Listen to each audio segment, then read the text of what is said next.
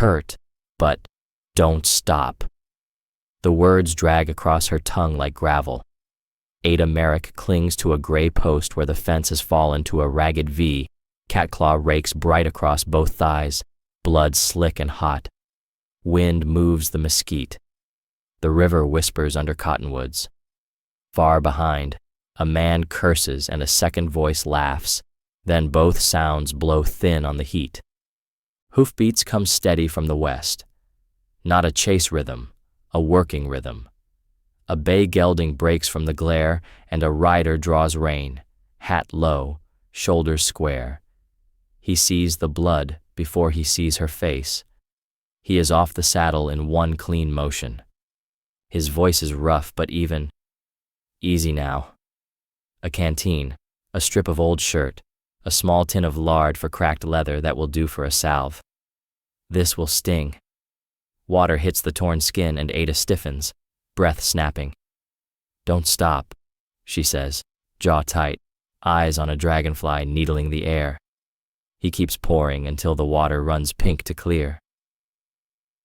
He folds cloth, presses hard, wraps high, ties flat.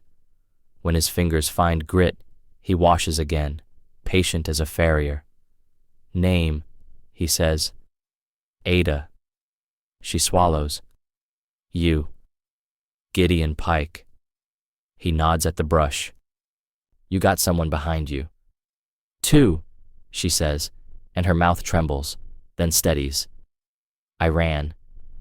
Gideon studies the ground, a quick tracker's glance. Fresh prints. A heel dragged. A dark drip every 6 steps. He shifts her weight with a calm that reads like permission. "Up you go." He lifts her into the saddle and mounts behind, one arm a bar across her middle to keep her steady, the other on the reins. The bay turns toward the river road, toward shade and the long cut north. They ride in a hush broken by Leather Creek and the pulse in Ada's ears. She keeps her hands on the horn and counts breaths. Cottonwood leaves flicker like coins. A hawk cries once and is gone. At a shallow bend, Gideon slides down, splashes the bandage, checks the knot, checks the sky. No dust rising behind. Not yet. "Why help me?" she asks, voice small. "Because someone should," he says. He looks at the torn cloth on the fence, a scrap of her dress snagged on a splinter. He pockets it without a word. "Hold on." They take the Williamson Valley Road as the light turns copper. Wickenburg fades into heat haze.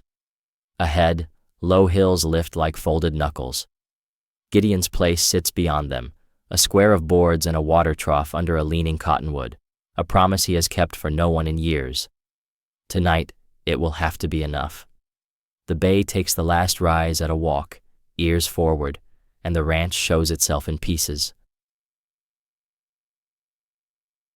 A low shed, a split rail corral, a cabin with 2 lantern hooks by the door, and a tin cup hanging from a nail. Gideon swings down, lifts Ada, carries her across the threshold. The room smells of sun-warmed wood and coffee grounds gone stale. He sets her on a narrow bed and moves quick. Bucket, stove, matches. Water slaps the iron pot and begins to tremble. He finds a brown bottle in a crate and uncorks it. Whiskey. "This will burn," he says. "I know," she answers. He cuts the dress clean above each wound and works with steady hands. Cloth, water, whiskey. Grit lifts. Blood beads and runs. She bites the heel of her palm and rides the blaze of it. "Don't stop," she says, quieter now. He nods. He presses a folded strip where the bleed is worst and counts to 30 under his breath. He tight wraps with a torn sheet and ties the ends flat. He checks the color in her feet and watches her chest rise and fall until the rhythm evens. Outside, a crow scolds and goes silent. Gideon crosses to the door and looks through the gap. Heat dances above the yard. No dust on the road. No riders in the cottonwoods. He bars the door anyway. He sets a cup of water in her hands and waits till she sips. Ada, he says, making the name solid. I'm Gideon Pike. This is Williamson Valley. You are safe for the moment. She nods, eyes glass bright, a strand of hair pasted to her cheek. I ran from Wickenburg, she says. A woman named Drake. A man named Rawls. The names sour the room. Gideon nods once like a ledger closing. All right. He heats the needle in the blue eye of the flame and threads catgut he keeps for harness. He does not stitch. Not yet. The cuts are ragged and swollen. He cleans again and lays a thin smear of lard over the edges to keep them from drying.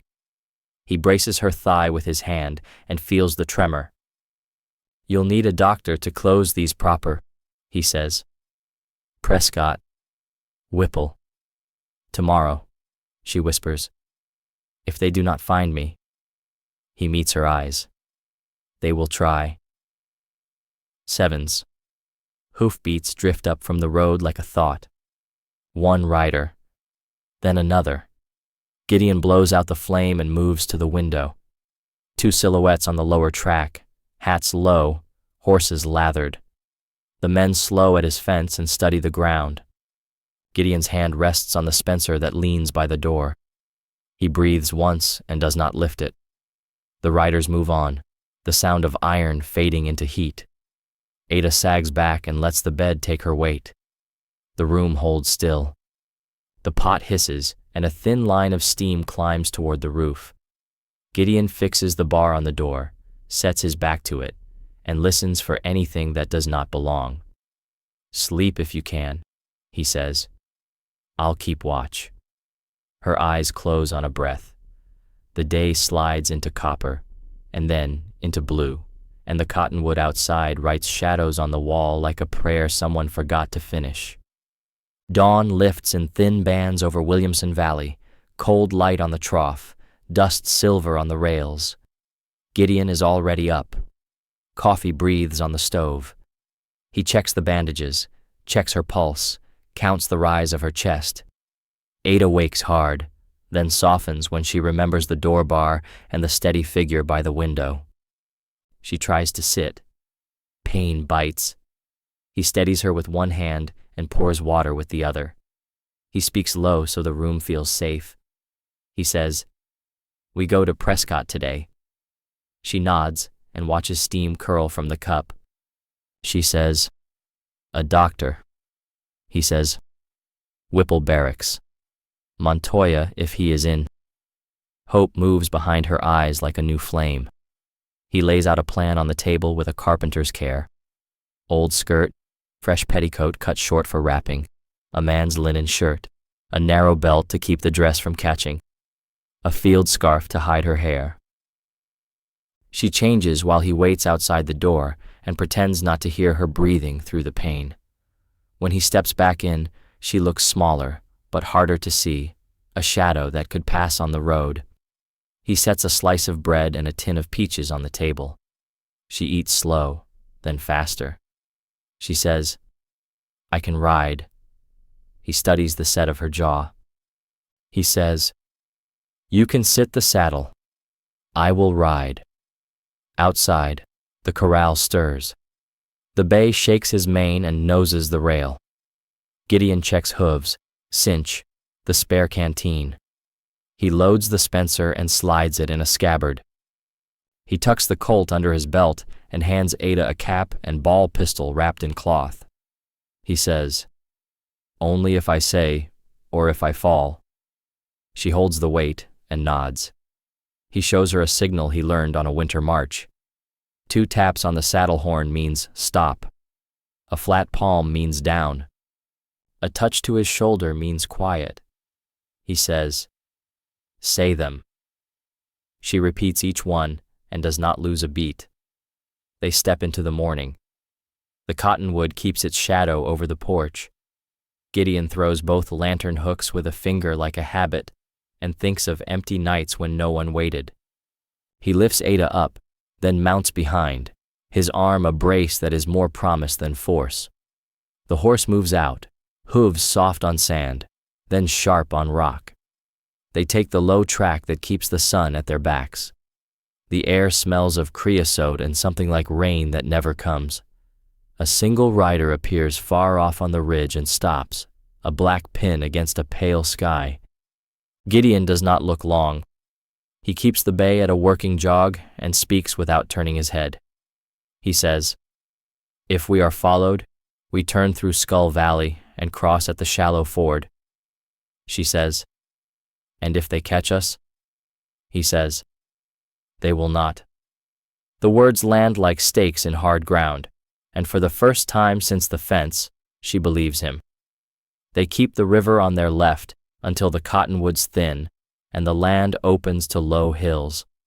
Heat climbs early. The bay breathes steady. Ada sits tight to the horn and watches the ground pass under the horse in a slow ribbon. When pain spikes, she counts fence posts and thinks of water on stone. Gideon points at a wash that curls north. They drop into it and let the banks hide their shape. At a bend, he pulls up and listens. Nothing but a fly and the tick of hot metal. He nods and they move again. By mid-morning, the road from Skull Valley feeds toward Prescott. A freight wagon rattles past with 3 mules and a boy no older than 16. He tips his hat and does not stare. Ada keeps her scarf up and her eyes low. The buildings of town show in pieces. A white clapboard. A roof of tin. A square of shade deeper than it should be. Then the parade ground at Whipple Barracks opens wide and clean, flags pulling at their lines. Gideon swings down and lifts Ada slow. Soldiers watch with bored faces. A sergeant glances at the blood seeping through linen and waves them toward the hospital shed. Dr. Rafael Montoya meets them at the doorway. He is quick and quiet. His hands smell of soap and camphor. He asks no questions until Ada drinks and breath steadies. Then he asks only what matters. How long? What cut her? Where else it hurts? Gideon stands back and looks at the floor while Montoya cleans and checks. He trims the edges of each wound and lays clean cloth, then reaches for the catgut. Ada grips the rail. "It will burn," he says. "Do not stop," she answers.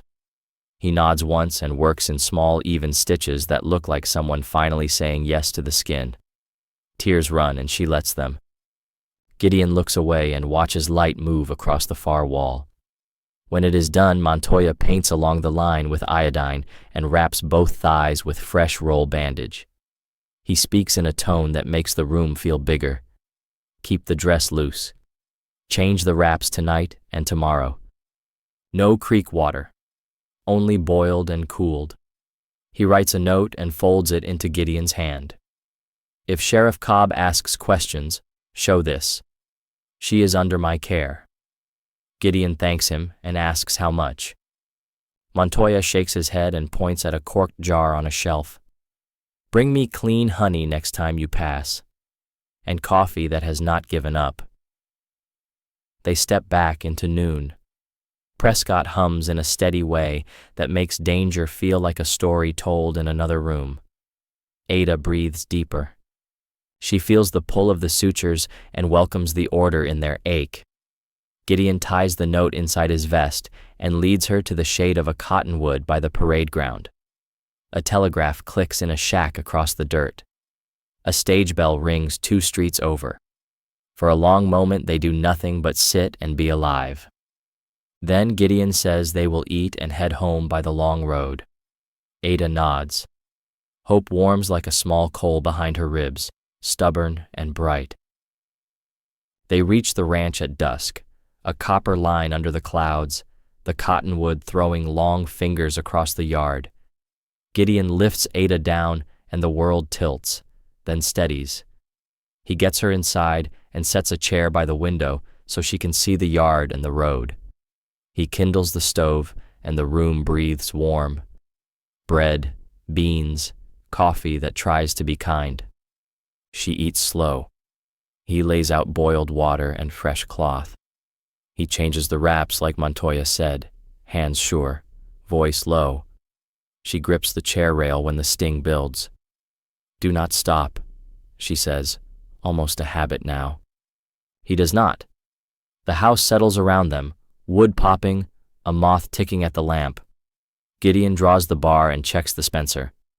He gives Ada the cap and ball pistol and shows her a simple load, a safe carry, a low ready. He has her practice the grip with an empty chamber, arms close, wrists straight. "Only if I say, or if you cannot see me." She nods and repeats the rule until it feels like a nail driven true. He clears a shelf in the cupboard and sets a tin for her things.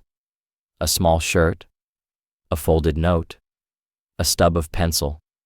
She writes her name on the tin and pauses a long time on the second word. Merrick. She says it out loud, as if to make the room learn. After the chores, Gideon sits on the threshold with his back to the post. Ada takes the chair again and watches the yard turn blue. Coyotes call somewhere beyond the wash. She speaks first, the words slow, the edges careful. His name is Quentin Rawls. He said St. Joseph, then Santa Fe, then this. He had a way of making a lie sound like a prayer. She looks at her hands. When the money was gone, he said there was work. He walked me to the door and never looked back. Gideon listens without moving. He says only what the story needs. Delilah Drake keeps the books. Sheriff Cobb keeps the peace for whoever pays it. Ada nods. She knows that part already in her bones. He tells a smaller story back, one he can stand to say. Winter on a patrol road. 2 men lost in a whiteout and a horse that did not come home. He names the horse and then stops talking. The quiet holds. The lamp throws a thick yellow on the floor. Ada touches the edge of the bandage and lets her hand fall. "Thank you," she says. He does not look at her. "You are under my roof," he says. That is enough reason. Before sleep, he walks the fence line with a lantern and a calm that looks like stone. On the back stretch, he finds tracks he does not like. A shod horse cutting the corner, a man on foot who stands and stares toward the house, then goes back the way he came. He follows to the wash and loses it in gravel. When he returns, he lifts the other lantern to the porch hook. 2 small suns at the door. A sign to no one but himself that the house is not empty anymore. Morning comes thin and cool. Gideon checks the bandages and finds the bleed quiet. He boils water, lays out clean cloth, and shows Ada how to change her own wrap without tearing the stitches. He talks her through each step. Hands clean. Cloth ready. Pressure first, then smooth the edge, then tie flat. She does it once, slow and sure. He nods and lets the pride sit between them like a small light. After breakfast, he sets a bucket in the yard and strings a tin can from a fence post. He shortens the cap and ball pistol with a leather thong and has her practice the draw. Grip high. Front sight. Press. The report snaps across the corral. Dust jumps at the can, and the horse in the next pen flicks an ear. She breathes out and shoots again. The second shot rings the tin, and she lets out a sound that is almost a laugh. Gideon smiles without showing teeth. He moves the can a step farther and makes her shoot empty caps to learn the press without flinch. By noon, her arms shake, and he calls it done. Jasper Lowe rattles up in a light wagon with a crate of nails and a sack of oats. He takes one look at Ada's eyes and tips his hat like she is a neighbor and not a mystery. He keeps his voice low. Word says Cobb is asking questions in Wickenburg. Drake is angry enough to chew nails and spit wire. Rawls rides with 2 men who look like they would rather break things than talk. Jasper says a stagehand saw them ride north at dusk. Gideon thanks him and buys more time than oats. Jasper leaves with half a loaf and a shrug that means, watch your back. That night, The wind changes. Smoke from a far-off fire rides low in the valley and sets the horses restless. Gideon walks the yard with the Spencer and a lantern hooded in his palm. Ada stands in the doorway and watches the dark like it might answer if she is patient. She thinks of the ledger Drake keeps, the neat lines that turn a person into a debt. She thinks of Rawls and the way he sold a story first and a body after. Fear moves through her but does not settle. It has a place now. It has a name. Near midnight, a stone ticks against the far window and dies. Gideon is already turned that way. He waits and hears nothing else. He steps out to the corner and studies the cottonwoods until the shapes come true. No rider, no breath, only branches. He circles once more and returns to the porch. He lifts both lanterns and leaves them burning. 2 steady lights, a promise and a warning. Inside, Ada lies awake and listens to the house breathe like a living thing. She does not cry. She counts the stitches and thinks of tomorrow and the work they will need to do to make the truth stand up in daylight. The next day begins with cloud and the kind of still air that warns of change. Gideon works at the porch table with a strip of rawhide and his small field ledger open beside it. He keeps notes on feed, repairs, and the miles between his place and town.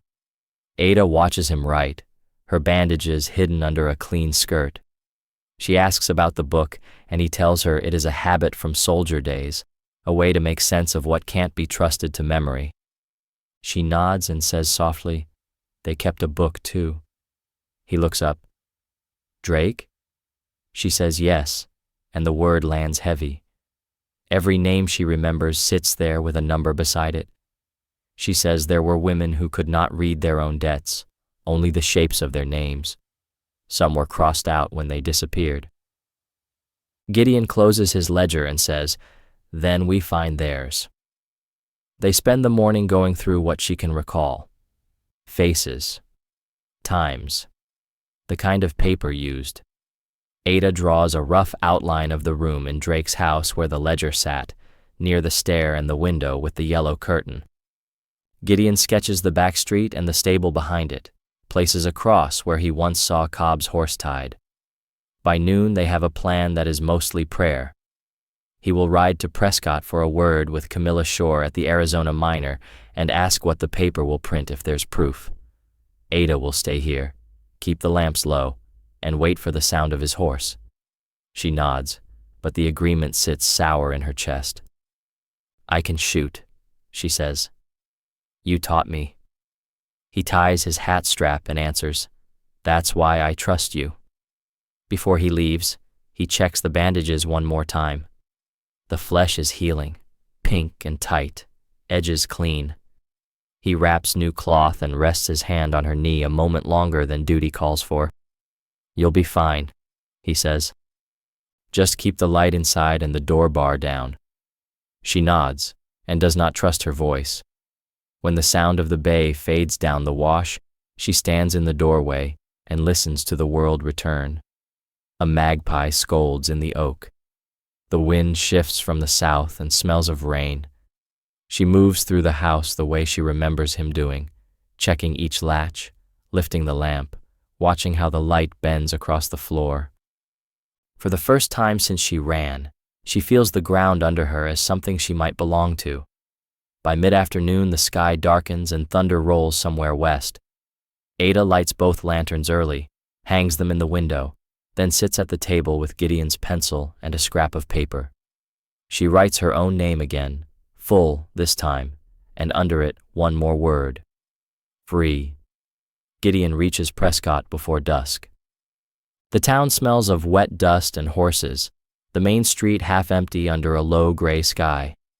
He ties the bay outside the Arizona Miner office and wipes rain from his hat brim before stepping in.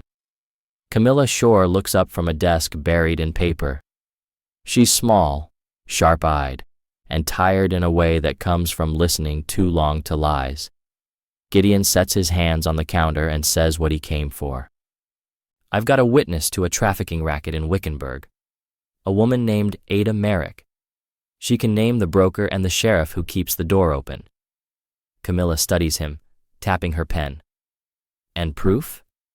He says, a ledger. We'll need to take it. Her eyes narrow. Then you'll need luck or law. I can't print ghosts. He nods. We'll bring you the paper. She writes a single line in her notebook. If true, expose. Then she tells him to find Dr. Montoya for a safe channel. She owes the doctor a favor. Outside, the rain starts full. Gideon mounts up and rides for Whipple Barracks. Montoya meets him at the gate, coat over his shoulders, cigarette cupped in his hand. Gideon tells him quick. Drake, Cobb, Rawls, Ada. Montoya listens and says, You are stirring a nest with fire. He opens his pocketbook and tears a sheet. It bears a simple seal from the medical command, enough to get through a roadblock. Take it. It says you carry supplies. If they stop you, act tired. Gideon thanks him and tucks it in his vest. Montoya leans close. That ledger, if you find it, bring it here. Not to the paper first. I'll see it copied before anyone burns it. By the time Gideon leaves town, night is creeping through the sycamores. Lightning shows the ridges, brief and white. He cuts off the road to avoid the stage trail and follows the creek home. The storm breaks full over the valley. Wind slaps the rain sideways, and thunder climbs the mountains. He rides with his head down, shoulders soaked, the horse fighting each flash. When the light finally shows the ranch roof, he exhales once, short. Both lanterns burn in the window, steady as hearts. He rides into the yard and swings down. Ada opens the door before he knocks, hair loose, lamp in her hand. He stands there dripping, grinning like a man surprised to see a promise kept. She says, You came back. He nods. Didn't plan on stopping. For the first time in months, she laughs, and the sound feels like something clean breaking free. The storm keeps them awake. Rain drums on the roof until dawn, and the wind turns the cottonwood into a restless ghost. Gideon sits by the fire cleaning the Spencer, metal shining in the jump of the flame. Ada moves around the small room, restless, the heat on her skin mixing with the sting of new scars. She pours coffee, tastes the bitterness, and says quietly, I remember a door at the back of Drake's. Locked from the inside. She kept a key under a red jar on the shelf. Gideon looks up. You sure? She nods. I scrubbed that shelf every morning. I saw her hide it. He closes the rifle, checks the sight, and says, Then that's how we start. Outside, the rain slows to a whisper. Gideon takes a pencil and draws a quick map in the ash on the hearthstone. The main street, the alley, the back door, the window above the stair. Ada traces a finger through the ash, marking where she used to sleep, the corner of the room where the ledger sat. Her hand shakes once, then steadies.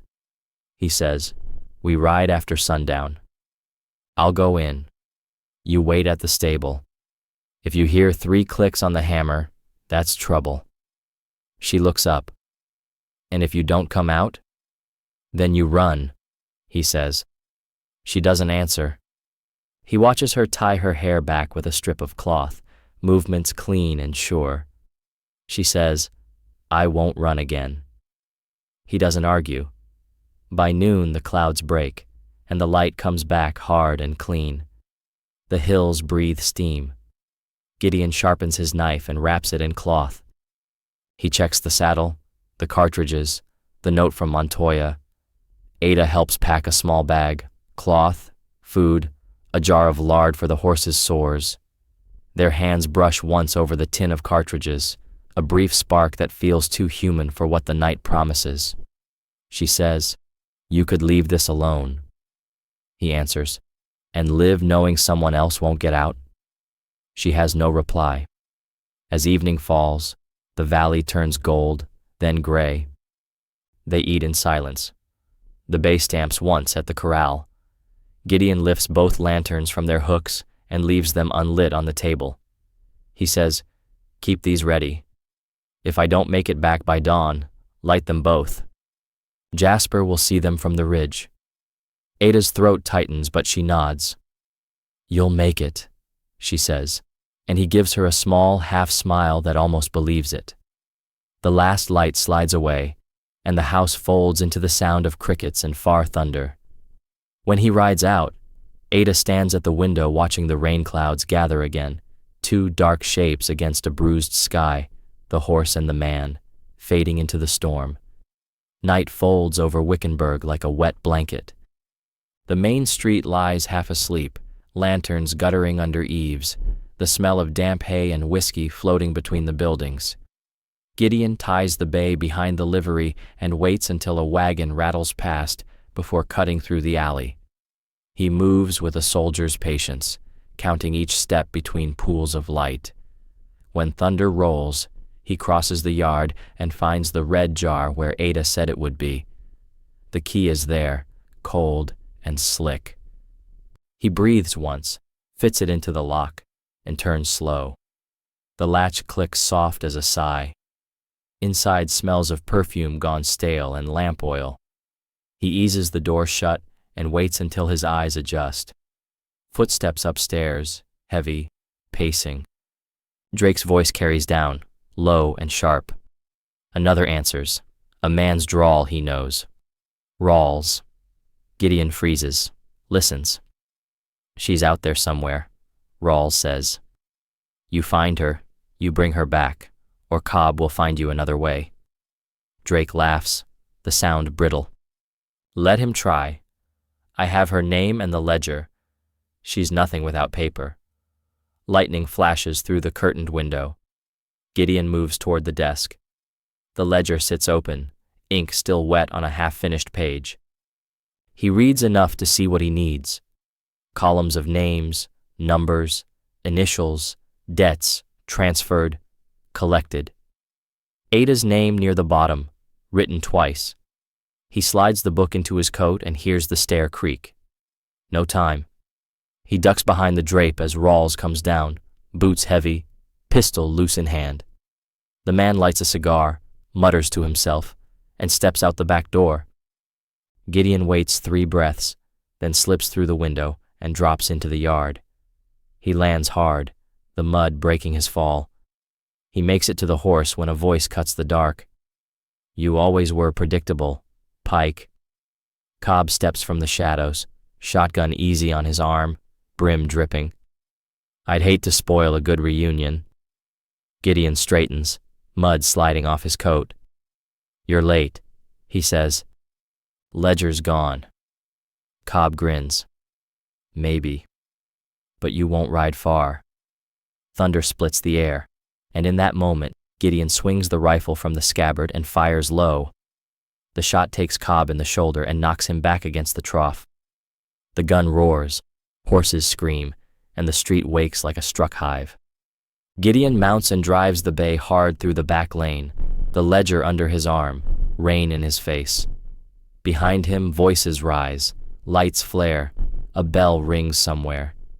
He doesn't look back until the town drops away behind the cottonwoods. The storm breaks open again, a white wall of water hiding the trail. He leans low, whispering to the horse. "Hold, boy. Just hold." Far ahead the sky lifts faintly, and he thinks he sees the flash of 2 lanterns in the distance, steady, waiting.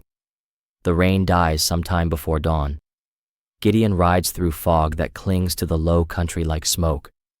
Every muscle in his back aches from the night's chase. The ledger under his coat feels heavier than a rifle. When the first light shows, he slows the bay and turns off the main track, following a line of mesquite toward home. The world smells of wet earth and wood ash, and he keeps one hand near the Spencer, though no sound follows him but the breath of his horse. At the ridge above Williamson Valley, the fog thins enough to see the cabin. Both lanterns burn in the window, yellow and steady. Relief loosens his chest until he spots the second fire, a new one, small and wrong, near the barn. He dismounts, leads the horse into the brush, and watches.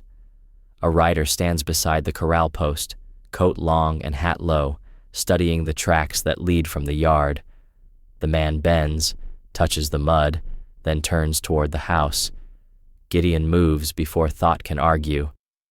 He circles wide through the grass, comes up behind the man, and cocks the rifle. That's far enough. The stranger straightens, hands open. He's young, clean-faced, and half scared. "Jasper Lowe," he says quick. "Camilla sent me. Said to warn you Cobb's men are out." Gideon lowers the barrel but doesn't trust his pulse yet. "You could have knocked." "Tried," Jasper says, breathless. "She said if you had the ledger, get to Prescott before noon. Montoya's waiting." Ada steps into the doorway wrapped in a blanket, hair loose, eyes dark from no sleep. She sees Gideon and the stranger and doesn't speak until he nods. Jasper looks from her to the horse, to the mud on Gideon's coat, then back. "You found it?" Gideon pulls the book from under his vest and drops it on the porch rail. "Proof enough to hang them twice." Ada steps forward, fingers brushing the wet cover. She looks up. "Then we end it." Gideon wipes rain from his face, already planning. They'll rest the horse, eat, and ride for Prescott before the valley wakes. Jasper says the telegraph office is being watched. Cobb wants the story dead before ink dries. Ada ties her hair, slower now, each twist a kind of resolve. Gideon loads cartridges, checks the strap on the saddle, and looks once more at the sky. The storm has passed, but the air still hums like a wire about to sing. When they ride out, the valley is gray and quiet. Smoke drifts from the barn where a lantern fell and caught the hay during the night, but the walls still stand. Ada turns once in the saddle to watch the house shrink behind them. 2 lanterns glow faint against the pale morning, home and warning both. She says, "If they burn it, will you build again?" Gideon answers without turning. "Only if there's something left to build for." They take the back trail through Skull Valley, the horses slogging knee-deep in red clay. Mist hangs low in the trees and every sound feels too close. Jasper rides ahead with eyes flicking left and right, the nervous rhythm of a man who's carried bad news before. Ada keeps her scarf up, holding the ledger under her coat. Gideon rides close enough to hear her breathing. The road bends east toward Prescott, and the first sunlight slides through the clouds like dull brass. Halfway down the ridge, they stop to rest. Jasper pours water from the canteen, the metal ticking as it cools. Ada opens the ledger and shows Gideon the last pages, where Delilah Drake's handwriting curls in dark ink, names, prices, initials scrawled like sins. Cobb's mark beside several. Gideon shakes his head. "This is enough," Jasper says. "Enough to hang a sheriff, maybe a judge." Ada looks at him. "Or enough to bury us if they catch up." She closes the book and tucks it tight again. Hoofbeats echo faint on the far slope. Gideon's hand goes to the Spencer, eyes narrowing. 3 riders, dark shapes against the mist, moving fast. He signals low with 2 fingers. Jasper leads the horses off the trail into the trees. They crouch behind a stand of juniper, the wet branches smelling sharp and green. The riders pass within 30 yards, Rawls in front, coat torn, arm bandaged, flanked by 2 men with new rifles. Cobb's men, no doubt. They slow at the fork, one pointing toward Prescott, the other scanning the valley. Ada holds her breath until the sound fades to the south. When silence returns, Jasper exhales through his teeth. "They ain't giving up," Gideon says. "No, but they're guessing." He looks at Ada. "We go by the river flats, not the road. It's longer, but the water hides tracks." She nods. They lead the horses down a wash choked with willows. The ground softens, turns to sand, and the hooves make no sound. Overhead, thunder mutters again, though the sky shows no storm. By late afternoon, the ridge of Prescott shows faint against the west. Gideon feels the tight coil in his chest ease a little. He turns in the saddle to Jasper. Once we hit the fort, you take this to Montoya. Ada and I will draw their eye. Jasper starts to protest, but sees Gideon's face and just nods. They ride on until the town's roofs glint through the haze. Behind them, a single shot cracks across the valley. Then another. A bullet hisses through leaves and slaps the dirt near Jasper's boot. Gideon shouts, "Go!" The bay lunges forward, hooves pounding. Ada grips the horn and ducks low as another shot winds past her shoulder. Cobb's men burst from the trees, rifles up, shouting. Gideon fires once, the Spencer kicking like a live thing. One rider veers off, horse screaming. The others press close. The trail drops toward the shallow ford of the Hasayampa, water flashing pale in the last light. Gideon yells over the wind, "Hold tight!" and drives the bay straight into the river as the shots fade into echo and the world narrows to spray, breath, and the sound of running water swallowing the past. The river is colder than they expect. The current claws at their legs and the bay fights for footing, water breaking white at its chest. Gideon leans forward, shouting over the roar, "Keep your head up." Ada grips the horn and feels the pull of the current trying to tear her loose. Behind them, gunfire cracks again, echoing off the canyon walls. A bullet kisses the water beside them and vanishes in spray. Gideon drives the horse toward the far bank, jaw tight, eyes fixed on a fallen log that marks shallow ground. The bay lunges once, twice, and climbs out dripping, muscles shaking under the saddle. Gideon turns in the same motion, fires once into the glare. A cry answers, brief and raw. Then only rain and wind.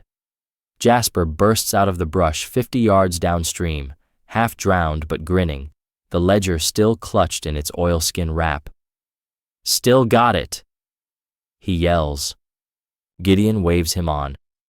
Ride. Prescott's 4 miles. Ada sways but nods, and Jasper spurs his horse into the trees, vanishing into the mist.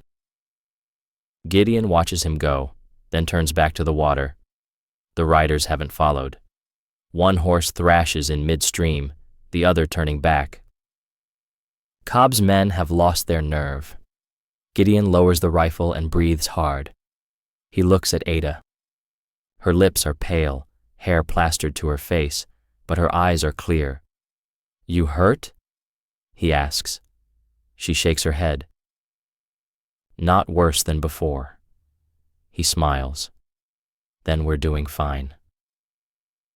They move into the trees, following the old trail along the bluff. The air smells of cedar and wet clay. Gideon leads the horse by hand to rest it.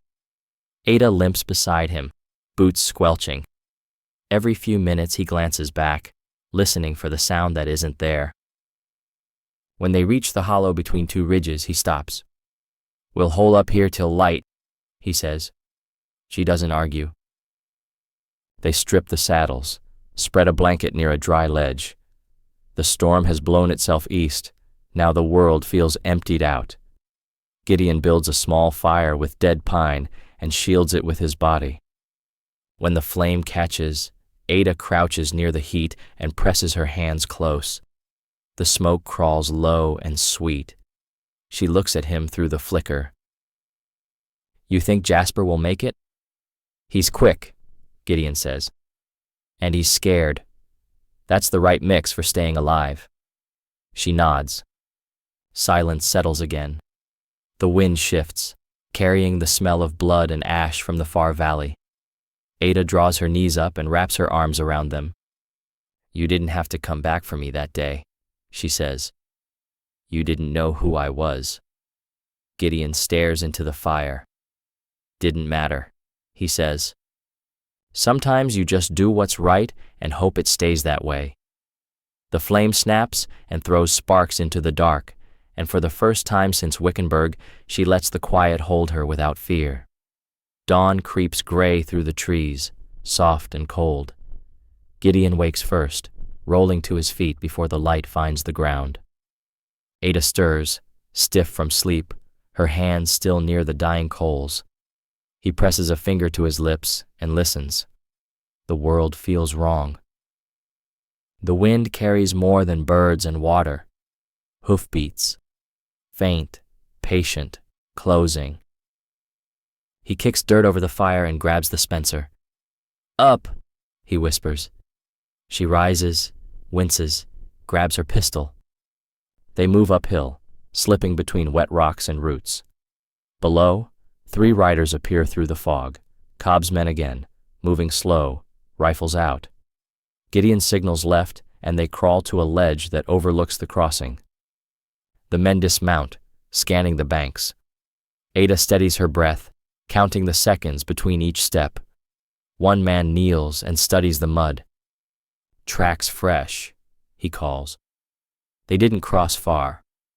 Another says, Marshall's telegram says Pike's got the ledger. Cobb wants him breathing. The name hits like a nail. Gideon leans close to Ada. If they see us, run north. Follow the bluff. She shakes her head. No, I'm not asking, he says. She grips the pistol tighter. Not running, she whispers. When the first rider moves into the open, Gideon takes the shot. The Spencer kicks once, hard. The man drops. The others dive for cover, shouting. Ada fires next, the report small but fierce, dust jumping beside a boot. Bullets answer, hissing through leaves. Gideon rolls behind a log, reloads, fires again. One horse screams and bolts into the trees. The last rider, Rawls, crawls behind a boulder, his hat gone, hair slick to his skull. You should have stayed buried. Pike, he shouts. Gideon answers with silence. Ada spots movement, Rawls edging toward the river, trying to flank them. She slides down the slope, knees cutting through grass, comes up behind a stump and waits. When he breaks cover, she fires. The shot grazes his shoulder, and he spins, firing back wild. The bullet tears bark near her ear. Gideon's rifle cracks a heartbeat later, and Rawls falls into the water, half in, half out, his body taken by the current. The echo fades. For a long time, neither speaks. Gideon checks the bank, then the bodies, takes the cartridges he can use. Ada stands by the river, shaking but upright. Her bandages have bled through again. He steps beside her and rests a hand on her shoulder. It's done, he says. She looks at the water swallowing Rawls and nods once. Then we keep going. They ride slow toward Prescott, the day opening ahead like a clean wound. The ledger is safe, tucked in Ada's saddlebag, heavy as truth. Behind them, the river folds back into quiet, hiding the dead and the noise alike. Ahead, the land climbs toward light and the promise of justice neither of them truly believes in yet, but rides toward anyway. By mid-morning, the trail hardens to dry clay, the valley smoke left behind them. Prescott rises ahead, a handful of rooftops flashing in the sun. Gideon reins in on a ridge above the town, checking the road below. Wagons roll slow between the mills and the courthouse square. No riders in sight. Almost there, he says. Ada nods, one hand pressed to her thigh where the bandage leaks through. The ledger rests in her saddlebag wrapped tight against the dust. Her face is pale but steady. If we give it to Montoya, he'll keep it safe? Gideon nods once. He's the only man here who owes nobody. They ride the last mile with heads down, moving like any pair of ranch folk come to trade. At the barracks gate, Montoya meets them, eyes sharp despite the easy smile. You brought the fire, he says. Gideon lifts the saddlebag and sets it on the table inside the clinic. Montoya opens it, glances at the pages, and lets out a low whistle. Cobb's name, Braddock's seal, even Drake's hand. This could bury half of Wickenburg. Gideon says, if it lives long enough to print. Montoya crosses himself. Then we keep it breathing. He locks the ledger inside a tin chest and scribbles a note for the military courier. The marshal in Tucson will make copies. 2, maybe 3. One stays here, one goes east. No one burns this truth now. Ada watches from the window, her fingers trembling against the glass. Outside, the town moves in slow rhythm, unaware that everything about to break has already begun. Gideon steps beside her. You'll stay here till I fetch you tonight, he says. She shakes her head. You think they won't find you first? He looks down the road where thunderclouds begin to gather again. Let them try. He hands her the Colt, the weight familiar now. If they come for me, take this and ride to Montoya. He'll know what to do. She doesn't argue. When he leaves the clinic, the air feels wrong. Too still. The hair on his arms lifts. He follows the side street toward the telegraph office where Jasper was supposed to wait. The sound reaches him first, a crash, then shouts, boots on wood. He rounds the corner and sees the door ripped from its hinge. Inside, 2 deputies stand over Jasper, one with blood on his knuckles, the other rifling through his coat. The boy gasps. Didn't have it. He took it to the doctor. The deputy sneers. We'll check. Gideon raises the rifle. You just did. The first shot drops the man at the window. The other dives for cover, firing blind. Gideon moves fast, crossing the street under smoke, grabs Jasper by the collar, drags him out. Can you ride? The boy nods weakly. Then move. They spill into the alley as more men shout from the square. Bells ring, doors slam, the whole town waking to violence it doesn't yet understand. Gideon loads a fresh cartridge, slaps Jasper's shoulder, and says, We end this now. They cut through the alleys behind the courthouse, boots splashing in puddles from last night's rain. Bells still clang, the echo bouncing off the tin roofs. Gideon pushes Jasper ahead, glancing over his shoulder. 3 deputies fan out across the square, rifles in hand. Go to Montoya, Gideon says, voice low but sharp. Tell him to move the ledger east, now. Jasper nods, stumbles once, and vanishes down a side street. Gideon turns the other way, drawing the chase away from the clinic. He runs past the livery, past a blacksmith's shed, through a yard full of barrels that smell of turpentine.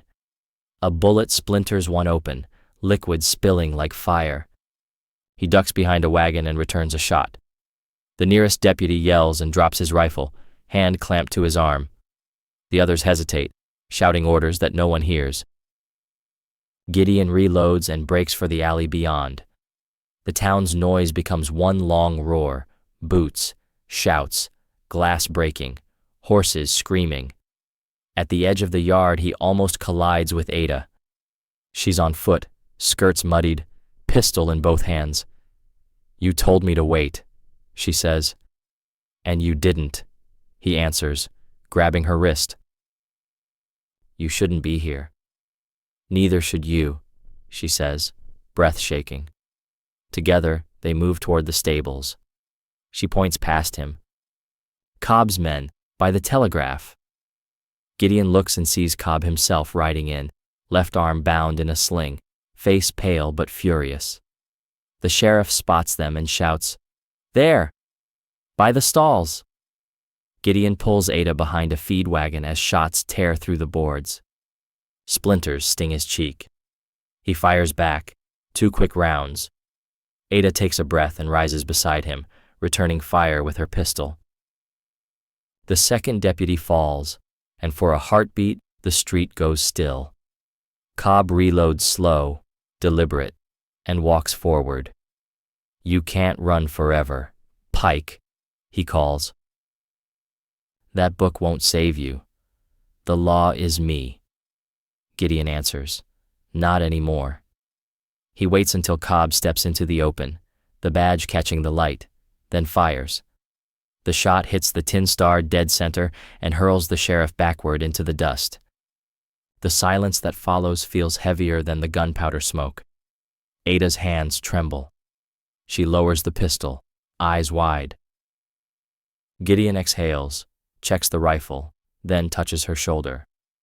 We're done here, he says. Montoya has the proof. From up the street, Jasper waves them on, breathless. It's safe. He sent it. They leave Cobb's body where it fell and head toward the road out of town.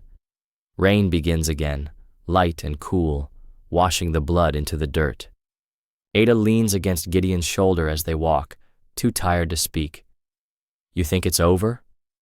She asks. He watches the clouds rolling east and says, no. But it's turning. Ahead, the hills wait dark and quiet, and somewhere beyond them, the road home glimmers faintly, the color of mercy after a long storm. They reach the ridge above Williamson Valley by twilight, both worn down to bone. The rain has stopped, but the ground still breathes steam, the kind that rises from burned things. Gideon reins in and stares ahead. Smoke drifts from where the barn once stood. The cottonwood still stands, blackened but alive, its leaves whispering in the wind. Ada feels the silence hit her like a fist. They found it, she says. Gideon nods once, eyes hard. They came while we were gone. He rides forward slow, the hooves sinking into wet ash. What's left of the fence glows faint under the dying light, a line of embers marking the edge of what used to be safe. They dismount near the trough. The air smells of charred hay and iron. Ada kneels beside the porch, runs her fingers through the ash, and finds the broken hinge of one lantern, bent but not melted. She lifts it and brushes it clean. Gideon sets the rifle against the post and walks the ruins, every step slow, measuring what can still be saved. The roof is gone. The walls lean like old men. But the well still holds water, and when he drops the bucket the sound echoes strong. He looks up at the sky turning red behind the hills. They wanted the book, he says. They think we died for it. Ada stands beside him, holding the lantern like a relic. Then let them believe it, she says. They spend what's left of daylight clearing debris, stacking what wood they can salvage. Gideon's hands are raw by the time the stars show. Ada builds a small fire from the scraps, the flame reflecting in her eyes. She looks at the blackened ground and says softly, everything I owned burned once already. Now it's yours too. Gideon sits across from her, the fire between them. A house is just boards, he says. What matters is who stands when it's gone. He unrolls his coat and pulls out a small oilskin pouch. Inside, a single page torn from the ledger, the one he kept hidden before giving Montoya the rest. Insurance, he says. If Montoya's shipment doesn't reach Tucson, this will. She studies the paper, the neat lines of ink, and nods. Then we finish what we started. The night turns colder. Coyotes cry far off, their voices thin against the dark. Gideon throws another stick on the fire and stares into it. When the marshals come, we tell them everything, he says. Then you leave this valley. Ada looks up, the firelight sharp in her eyes. And you? I'll stay, he says. There's fences to mend, ground to plant. She shakes her head. You still think you can fix things by staying? He almost smiles. Some things need roots. For a while they sit without speaking, only the crackle between them. Ada traces the dented lantern handle with her thumb and says, then we build another house. He looks at her, unsure if she means tonight or the life that comes after. She doesn't clarify. The stars wheel overhead, bright and indifferent, and for the first time, neither of them feels alone in their silence. Morning comes quiet, pale light spilling through the smoke that still hangs over the valley. Gideon wakes to the smell of wet wood and coffee Ada has somehow coaxed from the embers. The house is gone, but the ground feels alive again. She sits near the fire, hair loose, face soft in the early glow. "You didn't sleep," he says. She smiles faintly. "Didn't need to. The night was long enough." He takes the tin cup, drinks, then says, "We'll rebuild. Slow, but sure." She nods, but her eyes drift toward the road. "You think they'll come back?" "Not Cobb," he says. "But someone will. Power doesn't die. It changes its hat." They spend the morning sorting what the fire spared. Gideon finds his father's hammer in the ashes, handle charred but sound. He tests the weight in his hand and looks toward the cottonwood. "Still standing," he murmurs. "Told you it had roots." Ada smiles, a real one this time. She carries what's left of the lanterns to the well, scrubs them clean, sets them side by side on the edge. "They can shine again," she says. He watches her, the careful way she moves, the quiet steadiness that's taken root where fear used to live. By noon, dust rises from the south road. 3 riders, blue coats, clean rifles. Gideon tenses until he sees the marshal's flag tied to the lead horse. They dismount at the gate. The man in front, Marshal Tobias Reed, steps forward with a paper in his hand. "Mr. Pike, Miss Merrick," he says, nodding once. "We received Dr. Montoya's courier. The ledger's safe in Tucson. Drake's under arrest, Braddock in custody. The territorial court wants your testimony in Prescott next week." Ada stands straighter. "Then it's real," she says quietly. Reed nods. The kind of real that changes things. He leaves them the papers, salutes, and rides off, the sound of hooves fading down the wash. 7s. Ada holds the warrant like a fragile thing, reading her own name printed clean for the first time, no debt beside it, no price. She hands it to Gideon, eyes bright. "They can't take that from me now."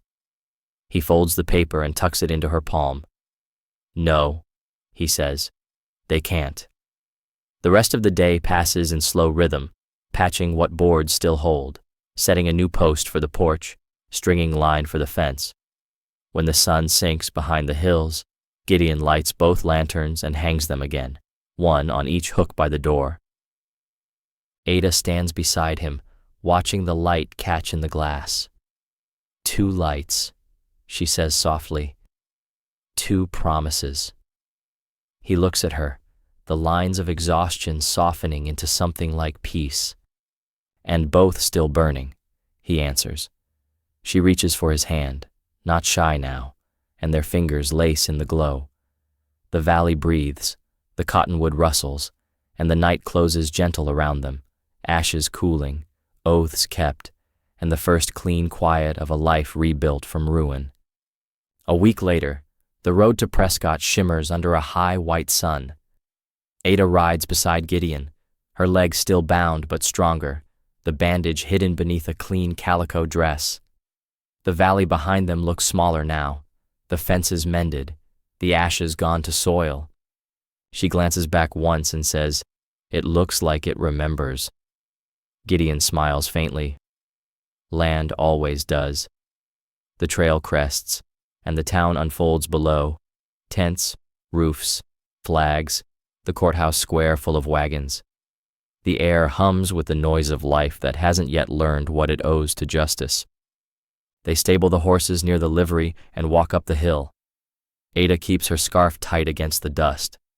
Gideon's rifle hangs on his shoulder, empty chamber, clean barrel. The marshal meets them on the steps, coat pressed, hat in hand. "You're in time," he says. Judge wants to close this before the papers start printing guesses. Inside, the courthouse smells of sweat, ink, and pine oil. The benches are half-filled. Miners, wives, drifters come to watch the story they've whispered about for weeks. Camilla Shore sits near the back with her notebook ready. She catches Ada's eye and nods once. The judge reads the charges in a slow voice that fills the room. Fraud, abduction, unlawful bondage, conspiracy to obstruct justice. Names follow: Delilah Drake, Ezekiel Braddock, remnants of Cobb's office. Ada sits straight, her hands folded in her lap. Gideon stands behind her like a shadow that won't leave. When the clerk calls her name, she rises on legs that barely shake and walks to the stand. Her voice is clear. She tells them about the house in Wickenburg, the debts that weren't debts, the door with the red jar. She names Rawls and Cobb and the book that kept her bound. Every word lands heavy but true. When the judge asks, "Who helped you escape?" she glances toward Gideon and says, "A man who remembered his oath." When it's Gideon's turn, he speaks less. He tells them about the night in the storm, the ledger in his coat, the ride through the river. He doesn't speak of the fire or the dead. He ends with one line that makes the room still. "I only did what a man should have done before it got this far." The judge studies him, then nods. The gavel falls once, loud as a rifle shot. The verdict: guilty on all counts. The sentence: confinement at Tucson until trial in Washington. The crowd murmurs, half in relief, half in disbelief. Camilla's pen scratches like rain. Outside, the light has shifted, gold now, long across the square. Ada steps down the courthouse steps, the paper in her hand trembling. Gideon joins her, hat low, eyes tired. "It's done," she says. "For them," he answers. "Not for us yet." She looks up, a small smile forming. "No," she says. "For us, it's just starting." The bells of the courthouse ring as if to mark the words, and for the first time, the sound feels like it belongs to them. They leave Prescott that evening while the bells still echo across the hills. The sky burns copper and violet, and the air smells of rain coming from far off.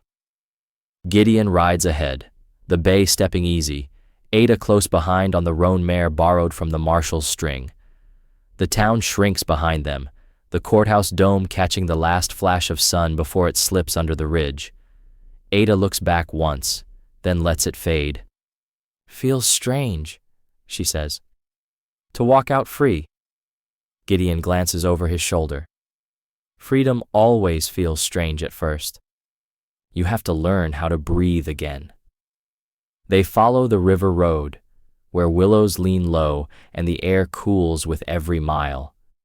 Ada's skirt brushes against his saddle as they ride close through the narrows. "What happens now?" she asks. He thinks before answering. "We build, slowly. Whatever's left, we use it." She looks at him sideways. "You mean the ranch?" He smiles. "I mean what's left of us." The words hang between them until the wind takes them apart. When they reach Williamson Valley, the moon is up, silvering the fences they mended and the cottonwood that still stands, taller now in the soft dark.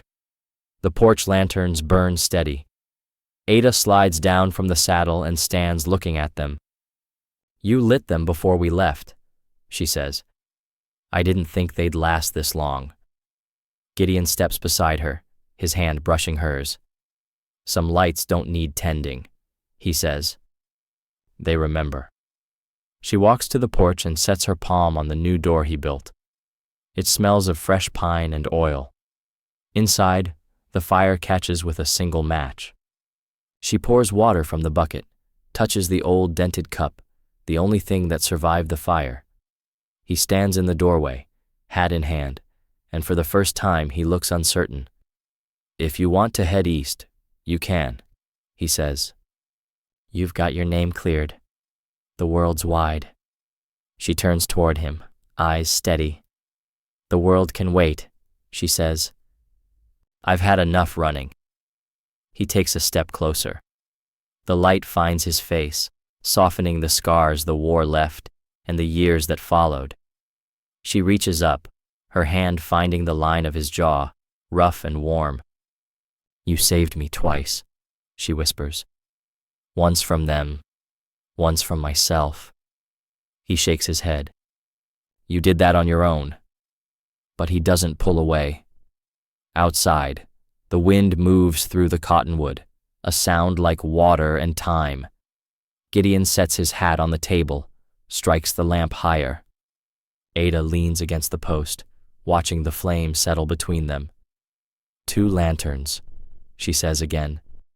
2 promises. He smiles, quiet, almost shy. And both still burning. The night folds around the little house, the valley breathing calm for the first time in years. Somewhere far off, thunder rolls over the desert, not threat, but memory. She closes her eyes, listens, and knows she's home. Morning opens soft and blue, the kind of light that makes everything look forgiven. Ada wakes to the smell of coffee and bread warming on the stove. She hears Gideon outside, the thud of a hammer and the low rhythm of his voice as he talks to the horse. When she steps onto the porch, the world feels clean. The fields still carry black scars from the fire, but green shoots push through the ash. Gideon glances up, wipes his hands on his shirt, and smiles in that small, careful way of his. You're walking easier, he says. It doesn't pull like it used to, she answers. He nods. That's how scars work. They hurt less, but they don't let you forget. They spend the morning fixing the last of the roof planks. Ada holds the board steady while Gideon hammers. The smell of fresh-cut wood mixes with the wind from the hills. Every sound feels like it belongs again. The creak of the corral gate, the groan of leather, the cottonwood leaves clapping softly above them. When they stop to rest, Ada sits on the porch rail, watching light spill across the valley. I used to think there was no such thing as a good man, she says. Gideon leans against the post, looking at the horizon. There aren't good men, he says. Just men who try, some days harder than others. She smiles. Then maybe that's good enough. After lunch, Jasper rides in from Prescott, dust-caked and grinning. Marshall says Tucson confirmed the arrests. Papers ran your names clear. He hands Ada a folded copy of the Arizona Miner. Her name is printed on the front page, not as a debt, not as a scandal, just as truth. She runs her thumb over the letters, silent for a long time. Jasper nods toward the field. Looks like you two got work to do. Gideon grins. Work's the only thing we've got that doesn't quit. Jasper tips his hat and rides off, the sound of his horse fading down the wash. 7s. As the afternoon light leans gold, Ada helps Gideon hang new shutters on the windows. She hums a tune she half remembers from before Wickenburg, low and soft, and he joins in without knowing the words. When the sun slips behind the hills, they sit on the porch with 2 mugs of coffee and watch the valley turn to silver. You think peace lasts? She asks. Gideon takes a slow drink, then says, long enough if you hold it like it matters. She reaches for his hand, and he lets her take it, the rough skin against her palm warm and certain. The cottonwood sways, its leaves whispering secrets the wind carries away. Far down the road, thunder murmurs again, but it's distant now, no warning, just memory. Ada looks at the lanterns glowing beside the door and smiles. 2 lights, she says softly. 2 promises. Gideon squeezes her hand once, steady and sure. And both still burning, he answers, as the stars come out over Williamson Valley, bright and calm, like a sky learning to breathe again. The next few days settle into a rhythm neither of them knew they needed. Gideon rises before dawn, milks the mare, checks the fences, and chops enough wood for 2 days. Ada keeps the house, sweeps ash from corners, plants beans and corn in soil that still smells faintly of smoke. They work without hurry, the silence between them no longer sharp but easy. When they rest, she reads aloud from the old Bible left on the mantel, words worn thin from years of use. He listens with eyes half closed, the sound of her voice steady as rain. One evening they walk down to the river where the willows lean over the bank. The water runs low, catching the last fire of sunset. Gideon kneels and fills a cup, drinks, then hands it to her. "Clean enough to keep," he says. She drinks and nods. The taste is sweet, the kind that only comes after storms have cleared the silt. She looks at him over the rim of the cup. "Do you ever miss it?" she asks. "The fight, the noise." He shakes his head. "The quiet's harder, but it stays." She picks up a smooth stone, turns it in her palm, then tosses it into the current. "When I was in that house," she says, "I used to think about the river. I told myself it kept going, even if I couldn't. Maybe that's why I ran that night. I just wanted to see it for real." He watches the ripples fade. "Then you found it," he says, "and it found you back." They walk home under a sky the color of cooling steel, their shadows long and thin across the dust. At the porch, Gideon lights the lanterns. The glass glows amber, painting their faces in warm gold. Ada stands close enough to see her reflection in his eyes. "You think we'll ever leave this place?" she asks. He considers, then says, "Only if it forgets us." She laughs softly. "I don't think it will." Inside, the air holds the quiet hum of home, fire settling, boards creaking in their frames, the faint hiss of the kettle. Ada sits by the window and watches the last light drain from the hills. Gideon moves behind her, sets a hand on her shoulder, and for a moment, neither speaks. Outside, the cottonwood bends to the wind, its leaves whispering over and over the same low promise that's carried them this far. Hurt, hope, and the simple mercy of still being here. When the lanterns burn low, he says, "Time to rest." She turns toward him and nods. "Tomorrow," she says, "we start new." He smiles. "We already did." And as the night folds over Williamson Valley, the 2 lights keep burning, soft and steady, their glow spilling out into the dark like the quiet heartbeat of a life rebuilt. Spring slides into the valley without warning. One morning the air smells of rain and new grass, and the cottonwood bursts into green. Gideon stands at the fence, hammer in hand, watching a hawk circle high above the ridge. The fields he plowed weeks ago are sprouting, small rows of life trembling in the wind. Ada steps out onto the porch, a basket on her hip, hair braided loose. "Coffee's ready," she calls. He turns, grinning. "You read my mind." She laughs. "No, I just know your habits." He wipes sweat from his brow and walks toward her, boots leaving clean tracks in the dirt. Inside, the room smells of bread and beeswax. Ada pours the coffee, strong and dark. "Jasper's coming from Prescott today," she says. "He's bringing letters." Gideon nods. "Marshall, maybe, or Camilla's paper." She sits opposite him at the table, folds her hands. "It's strange," she says. "All those months of running, fighting, hiding, and now we wait for letters." He smiles around the rim of his cup. Peace is just the slow kind of battle. By noon the sun climbs high, turning the fields to gold. Jasper arrives with dust on his boots and a grin too big for his face. "Got news?" he says, swinging down from the saddle. Marshall Reed says Washington confirmed the convictions. Braddock's done. Drake's property seized. The paper ran a headline. The chain broken. Ada's eyes shine, disbelief flickering into joy. They printed that? Jasper nods. Front page.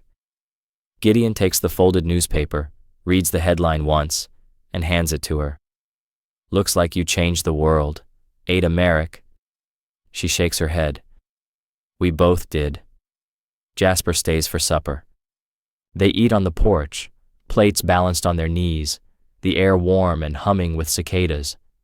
The talk drifts between work and weather, the simple comfort of people who have seen too much and still came back. When the light begins to fade, Jasper mounts up. You'll come to town soon? He asks. Gideon nods. After planting? Jasper tips his hat. Don't take too long. Folks like to see heroes while they're still alive. After he's gone, Ada sits quiet, the newspaper folded in her lap. The headline catches the last glow of sunset. The chain broken, she murmurs. I like that. Gideon leans back in his chair, the wood creaking. Chains break, he says. But they leave marks. She looks over, the light soft on her face. So do people, she says. And they keep going. The night rises slow around them, the lanterns flickering to life once more. Two steady lights, no longer signals of fear, but of something else, roots, peace, the quiet reign of a world finally their own. Days turn to weeks, the land settling into its rhythm again. Gideon builds a new barn from rough pine and salvaged nails, each board fitted by hand, each sound of the hammer a heartbeat of something being mended. Ada plants herbs by the porch, lavender, sage, and a line of wild daisies she says will keep bad spirits from crossing the threshold. Sometimes she hums while she works, the tune half prayer, half memory. The valley listens and answers with wind and birds and the faraway cry of cattle on the ridge. One evening, clouds gather purple over the horizon. Gideon and Ada finish stacking hay in the loft just as thunder rolls low. Rain begins, slow and wide, soaking the ground with that sweet smell only a desert knows. They stand in the doorway, watching the downpour, shoulders almost touching. You ever think about leaving? Ada asks. Heading east? Starting clean? Gideon shakes his head. Clean isn't somewhere else, he says. It's what you make where you stand. She nods, quiet. Then we've made ours. Lightning splits the sky, and the cottonwood flashes silver.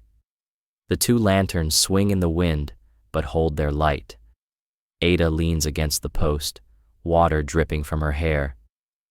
Gideon turns to her, and for once there's no distance left to close. He steps closer, touches her cheek, rough thumb against soft skin. You still planning to run? He asks. She smiles through the rain. Only toward something. His hand falls away, but the space between them stays warm. Later, when the storm passes, they sit by the fire with blankets around their shoulders. The house smells of smoke and rain. Ada takes the old ledger page from the mantel, what's left of the proof that nearly killed them, and drops it into the flames. The paper curls, blackens, and turns to gold for a moment before falling to ash. It's done, she whispers. Gideon nods. Let it rest. Outside, the rain has washed the valley clean again. Stars blink through torn clouds, clear and close. The cottonwood shimmers with drops like glass, every branch alive with light. Ada leans her head against Gideon's shoulder. We made it, she says, voice soft but sure. He answers, for now, that's everything. They watch the fire sink to embers, the quiet thick and full of promise. The wind slips through the cracks of the old boards and hums low, a sound like memory turning into peace. Two lanterns burn steady in the window, their glow spilling across the dark yard, marking this small patch of the world where hurt gave way to hope, and hope, at last, learned how to stay. Summer settles in slow, the kind that makes every sound carry farther across the valley. The grass stands tall again, the fences hold, and the air hums with the patience of things growing. Gideon rides the far pasture at sunrise, checking water troughs and counting calves. When he returns, Ada waits on the porch with a basket of laundry and a letter from Prescott. "Camilla," she says, handing it to him. The paper smells faintly of ink and dust. He opens it, reads the looping script aloud. "The miner's running a story on you next week. Says you rebuilt the Pike place and that the woman you saved now runs it beside you." He looks up, smiling. "You're famous." Ada laughs softly. Then the paper must have run out of heroes. They spend the day working easy, fixing what doesn't need fixing, talking in half sentences that fill the quiet without breaking it. Ada bakes bread, Gideon mends a halter. When she pulls the loaves from the oven, the smell fills the whole house. He says, "That smells like peace." She answers, "Peace smells like hunger, with a home to go to." That evening, the light turns thick and golden. They sit under the cottonwood, a jug of water between them, watching the sun fall behind the ridge. The tree hums with cicadas, its shadow stretching across the yard like an old friend. Ada traces her finger along the grain of the table. "When I first got here, I thought the land would eat me," she says. "It almost did." Gideon nods. "It eats everyone a little. The trick is to leave something growing where it bites." She looks at the fields, the slow waves of grass bending in the wind. "Then we've done all right." A hawk cuts across the last band of light, its cry sharp and clean. Gideon leans back, hat tipped low. "Tomorrow I'll ride into town," he says. "Pick up the post, maybe some nails. You want anything?" She thinks for a moment. "Paint," she says. "For the door." He raises an eyebrow. "Any color?" She smiles. "Blue. Like the morning after the rain?" He nods, tucking the thought away. The sound of crickets builds, the night softening around them. She pours the last of the water, sets the jug aside, and says, "Funny how it started with a fence." He laughs once, low and real. Funny how most good things do. When the stars come out, Ada lights the 2 lanterns on the porch, the glass cleaned to perfect clarity. Their twin flames shimmer in the dark, steady and sure. Gideon watches them a long while before saying, "2 lights, still burning." Ada leans her head against his shoulder.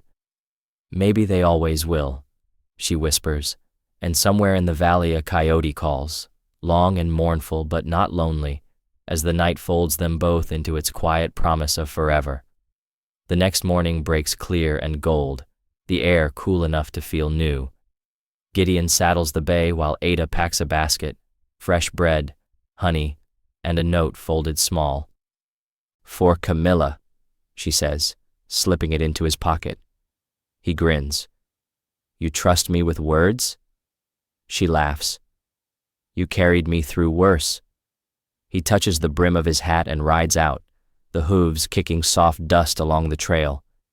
Ada stands on the porch until the sound fades, then turns back to the quiet work of the day, humming under her breath.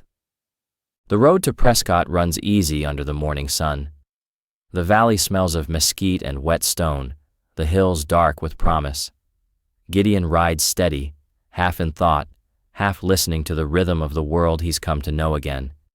He stops once at the ridge to look back, the cottonwood small but visible, the smoke from Ada's stove a pale thread curling into the sky.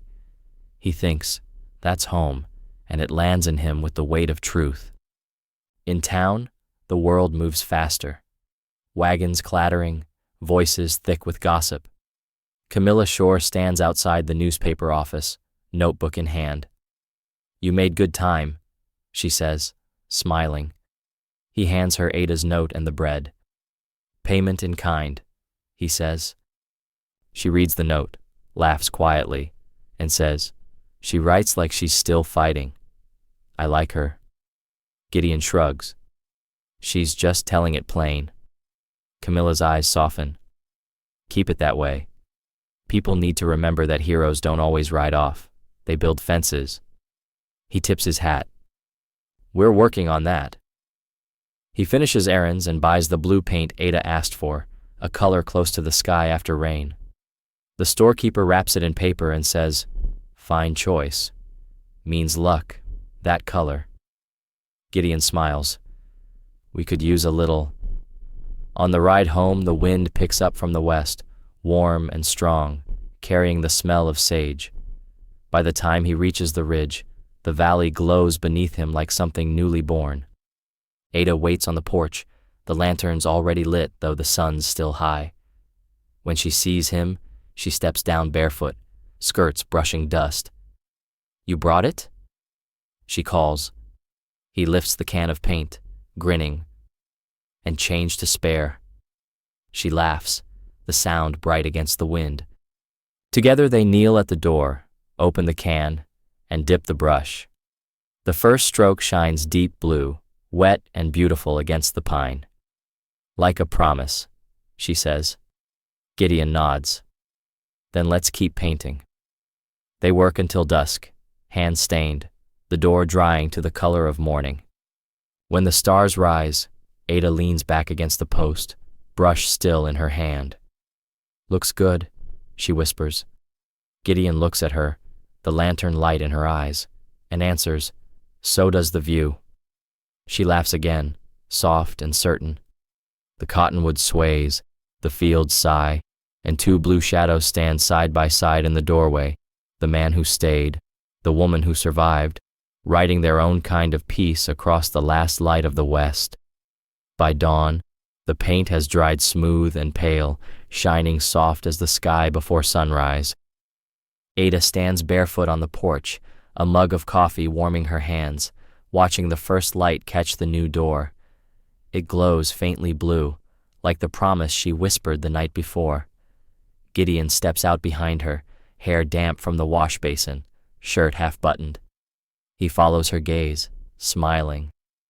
You were right, he says. Blue suits this house. She glances over her shoulder. It suits the man who built it too.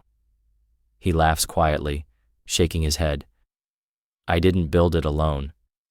They share breakfast outside, the last of the bread, a bit of honey, and silence that feels like company instead of absence.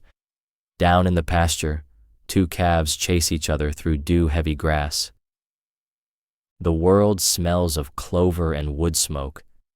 Gideon leans back in his chair, the sun edging up over the ridge. Never thought I'd live to see a day that didn't start with a fight, he says. Ada brushes a stray curl from her cheek. Then this is your proof. He nods. I'll take it. Later, she paints the porch rails to match the door while Gideon mends the corral gate. She hums a soft tune that drifts across the yard, a song of nowhere and everywhere. When the brush slips, he catches it before it falls. Their fingers meet, slick with paint. Careful, he says. That color sticks to everything. Maybe that's the point, she answers. He lets her keep the brush. By afternoon, the heat presses down, heavy and sweet. Gideon sets a bucket of water on the step, sits beside her, and watches the road winding off toward the horizon. Town feels far, he says. Let it, she answers.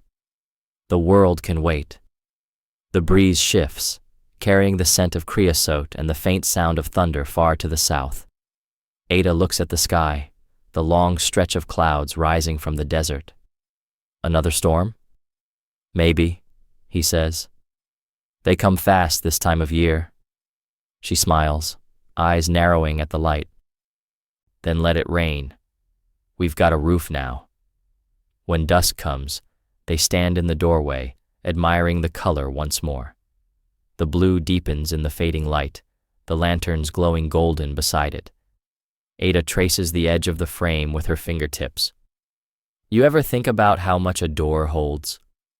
she asks. "How much passes through and still stays?" Gideon watches her hand move. "A door's like a heart," he says. "You keep it open enough to let life in, but closed enough to keep peace from blowing away." She laughs softly. "Then I suppose this one's in good hands." He nods. "Yours and mine." As night settles, they light the two lanterns again, their reflections merging in the new blue wood. The wind stirs the grass, and the cottonwood hums low, a steady, living sound that fills the dark. Gideon looks out across the valley, arm brushing hers. "Feels like the land's breathing with us," he murmurs. Ada nods. It's the same breath. And under the vast, starlit sky of the frontier, the two of them stand together, quiet and sure, as the world finally exhales. Night falls slow, warm, and alive. The smell of rain drifts in from the south, mixing with the sharp scent of paint and the sweetness of Ada's hair. She sits on the porch step, polishing the lantern glass, while Gideon tunes his old guitar, strings creaking in the quiet. He plays low, a tune half remembered from some campfire years back. Ada hums along without thinking, her voice soft as smoke. When he stops, she looks up and says, "That song sounds like the road." He nods. "It's where I learned it." "Then play it again," she says, and he does, slower this time, until the stars blink awake one by one. When the song fades, the silence feels full instead of empty. Ada leans her head against the porch post, watching lightning flicker far off over the desert. "We should ride east someday," she says, "just to see where the storms go." Gideon glances at her. "You'd miss this valley before you reach the ridge." She smiles. "Maybe, but I'd like to see it from the other side, just once." He nods, thinking. "Then one day we will." The wind picks up, carrying the sound of thunder rolling along the horizon. Gideon sets the guitar down, checks the shutters, and makes sure the animals are in. Ada stands in the doorway, holding one of the lanterns, light painting her in gold. "Every storm we've met tried to take something," she says. "This one can just pass." He stops, watching her framed by the blue door, the glow behind her soft and alive. "You sound sure," he says. "I am," she answers, "because now there's something worth keeping." Rain comes sudden, drumming hard against the roof. Gideon pulls her inside and latches the door, the sound wrapping around them like applause. The room smells of wood and oil and warm bread cooling on the shelf. Ada laughs as lightning flashes through the window, bright enough to make the blue paint glow. "We did good work," she says. "We did," he agrees. He lights the second lantern, sets it by the window, and the two flames dance in answer to the storm. As the rain slows, Ada stands beside him, close enough for her shoulder to rest against his. "You think peace ever lasts?" she asks quietly. Gideon looks at her, then at the light pooling over the floor. "If you keep feeding it," he says. "Same as a fire." She nods, watching the flame. "Then let's keep feeding it." Outside, the cottonwood sways in the wet wind, the leaves whispering something too soft to catch. The storm moves east, leaving only the smell of clean earth and the rhythm of water dripping from the eaves. Gideon stirs the fire, Ada leans into him, and for the first time in years there's no past chasing them, just the sound of peace learning how to stay. Morning breaks with the kind of calm that feels earned. The storm is gone, leaving puddles across the yard and a sky clear enough to see the ridge miles away. Gideon opens the door and steps out barefoot into the wet grass. The air smells sharp and alive, full of the quiet promise that comes after rain. Ada joins him, wrapping his old coat around her shoulders. The blue paint on the door shines deeper now, dark where the rain touched it, light where the morning finds it. It held, she says. Gideon nods. So did we. They walk the fence line together, the ground soft beneath their boots. Water drips from the cottonwood leaves, catching light like glass. This place used to feel too big for me, Ada says. Now it feels like it's just enough. Gideon grins. That's what land does. It grows to fit whoever stays long enough to listen. She stops and looks at him, the sunrise catching her face. And you? Still learning to listen, he says, and she laughs.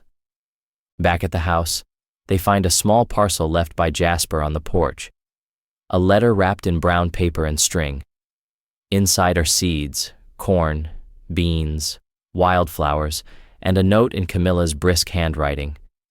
Plant something that forgets how to die. Ada runs her thumb over the words, eyes bright. Then we better start today. Gideon gestures toward the open field. You choose the spot. She points to the rise near the cottonwood, where the lantern light reaches at night. He nods. Perfect. They work until noon, their hands dark with earth. Gideon digs the rows while Ada drops the seeds, careful and sure. The soil is cool, rich with ash and rain. When they finish, she presses a palm flat to the ground. You think they'll grow? She asks.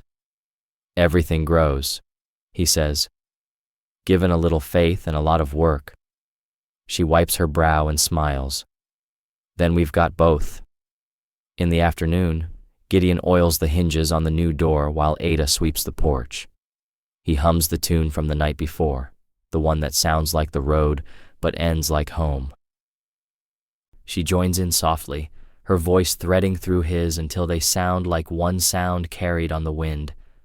The day slips quiet toward evening, gold light touching the fields and the painted wood glowing like sky come down to rest. When the sun dips low, Ada lights both lanterns again.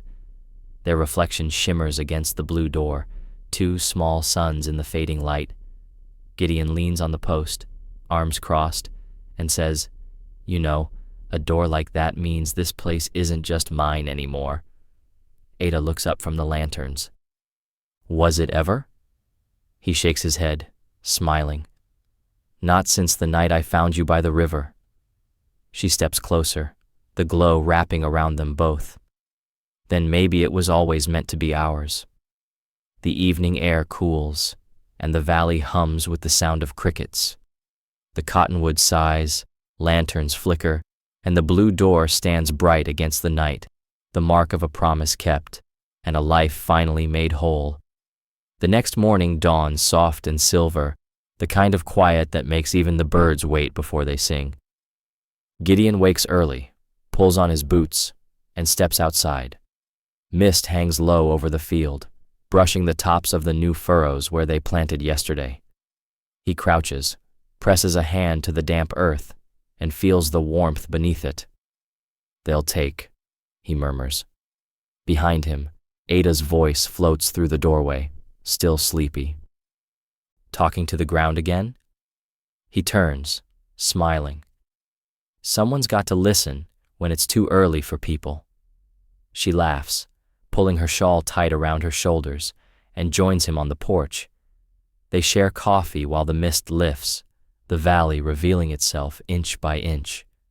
The fields stretch clean to the ridge, the cottonwood glistens with dew, and the blue door behind them gleams like a piece of sky the storm forgot to reclaim. Ada watches the light shift across it, her eyes soft. Every time I see that color, she says, I remember the first morning here, the pain, the fear, the way the sun hit your face when you told me I was safe. Gideon glances over, his voice low. And are you? She nods. More than I've ever been. The day passes slow, filled with small work and easy silence. Gideon mends the wagon harness. Ada hangs laundry that smells of soap and wind. Now and then they meet in the yard, exchanging a glance or a smile, the kind that needs no words. When noon comes, they rest under the cottonwood. Ada lies back in the grass, staring up through the leaves. I used to think love was something that burned fast, she says. Now I think it's this, the kind that stays after the fire. Gideon looks at her, eyes tracing the light that plays across her face. Then we've earned it, he says. Evening brings the first sprouts, tiny green shoots pushing through the wet soil where the seeds had been laid. Ada kneels beside them, fingertips brushing the new life. Camilla was right, she whispers. Things can forget how to die. Gideon squats beside her, resting his hand over hers. And remember how to live, he adds. The sun slides low, painting everything gold, the air thick with the smell of earth and rain. When darkness falls, they light the lanterns once more. The flames dance against the blue door, soft and steady. Gideon closes his arm around Ada, her head fitting easily against his shoulder. You ever wonder what comes next? She asks. Not much, he says. Maybe just more of this. She smiles against his chest. Then that's enough. The wind shifts, carrying the faint scent of sage and the hum of crickets waking in the grass. Inside the house, the fire flickers, its light catching on the blue door and the faces of two people who have survived everything worth surviving. The valley is quiet, the world vast, and in that small circle of lantern light, peace holds steady, unbroken, alive, and finally home. By midsummer, the fields rise waist-high, green and full, the wind bending them in long, slow waves that make the land look like it's breathing. Gideon stands by the fence, one hand resting on the post, eyes tracing the line of the crop. He doesn't smile often, but today it comes easy. Behind him, Ada hums as she hangs strips of cloth in the doorway to dry, the sound weaving through the air like birdsong. They grew fast, she says, joining him. Faster than I thought. Gideon nods. Things do, when they're planted in ground that's been forgiven. They spend the morning tending the rows, pulling weeds, mending the irrigation ditch. Ada works barefoot, skirts tied at her knees, her laughter rising every time Gideon splashes water in her direction. When the sun climbs high, they rest under the cottonwood, the tree heavy with shade and hum. Ada leans back against the trunk, closes her eyes, and says, I used to dream of places where no one knew me. Now I dream of this one. Gideon tips his hat forward, eyes half closed. You made it that way, he says. You gave it a name. She opens her eyes. What name? Home. In the afternoon, a rider appears on the ridge. Jasper, dusty and grinning as always, with a letter in his vest. From Montoya, he calls, handing it down. Gideon breaks the seal and reads aloud. Territorial Marshal's Office grants full pardon to G. Pike and A. Merrick for acts committed in pursuit of justice under Article 4, Section 3. Ada lets out a breath she didn't know she'd been holding. So it's official. Jasper laughs. Reckon you're citizens again, if you ever stopped being. Gideon shakes his hand. Stay for supper? Jasper nods. Wouldn't miss it. They eat outside as the sun drops low, the table set with cornbread, beans, and what Ada calls hope stew, a little of everything left from the week. Jasper tells stories of Prescott, of the newspaper that printed their names, of Camilla's line that made Ada blush, the woman who survived, and the man who stayed. When the sky turns purple, Gideon lights the lanterns and says quietly, Guess that makes it true. Ada smiles across the table. It's been true since the day we stopped running. After Jasper rides off into the twilight, they stand together on the porch. Fireflies blink in the grass, tiny sparks floating between the lantern light and the stars.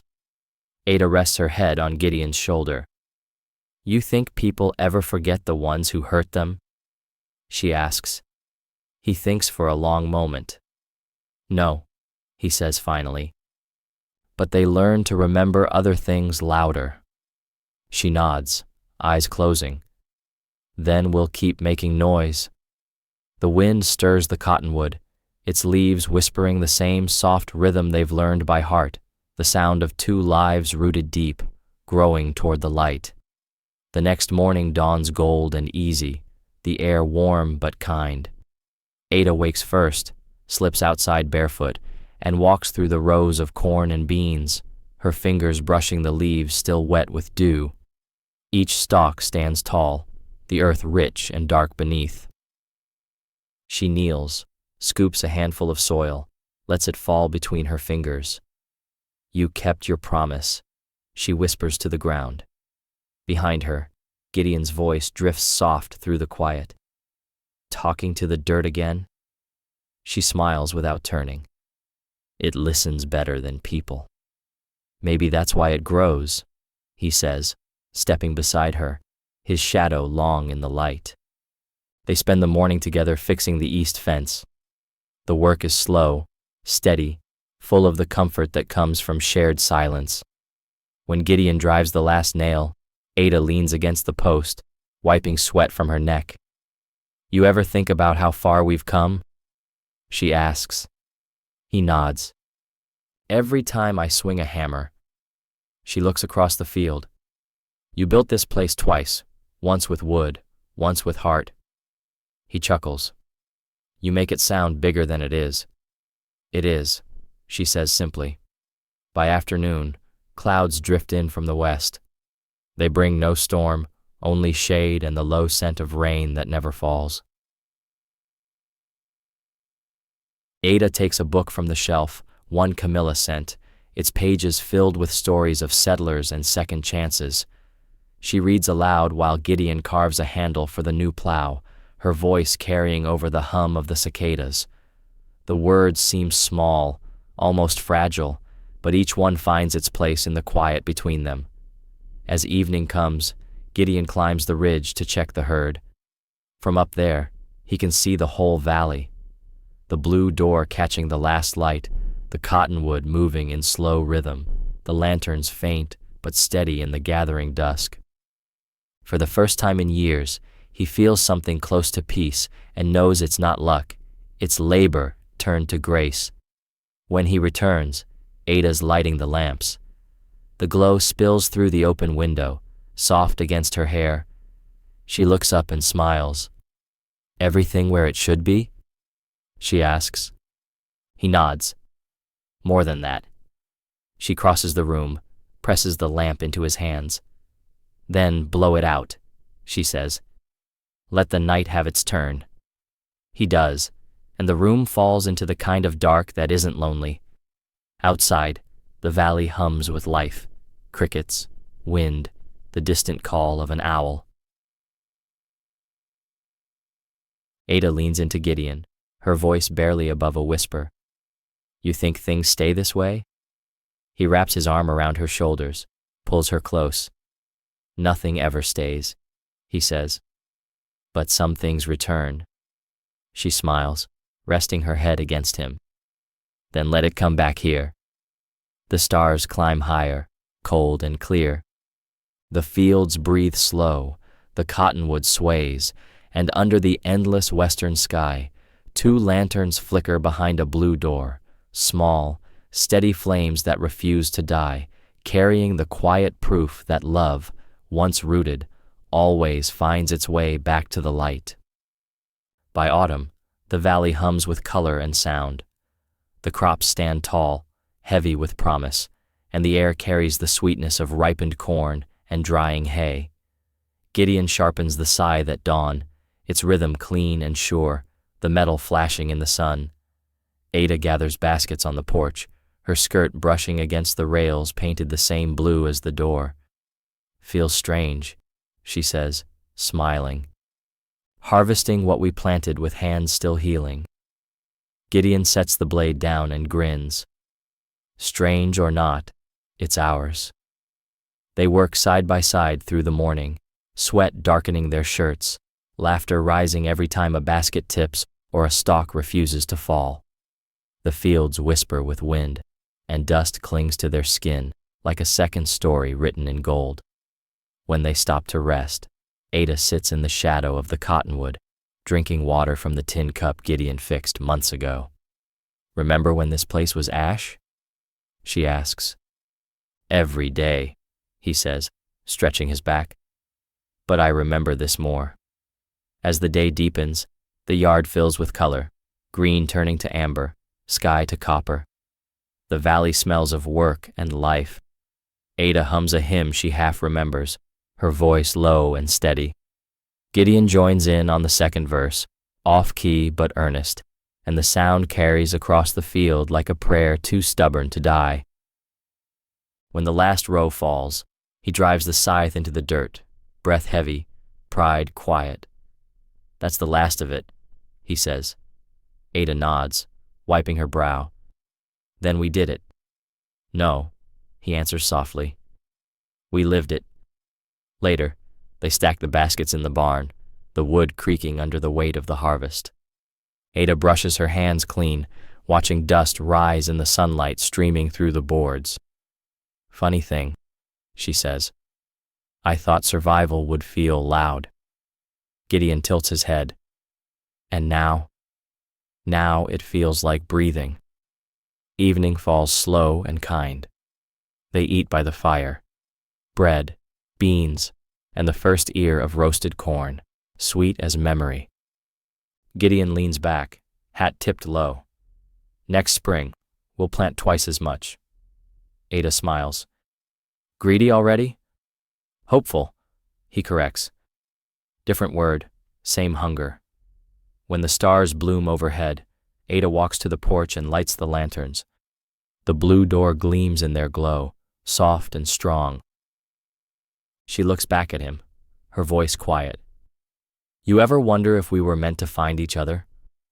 Gideon steps into the doorway, arms crossed, smile slow.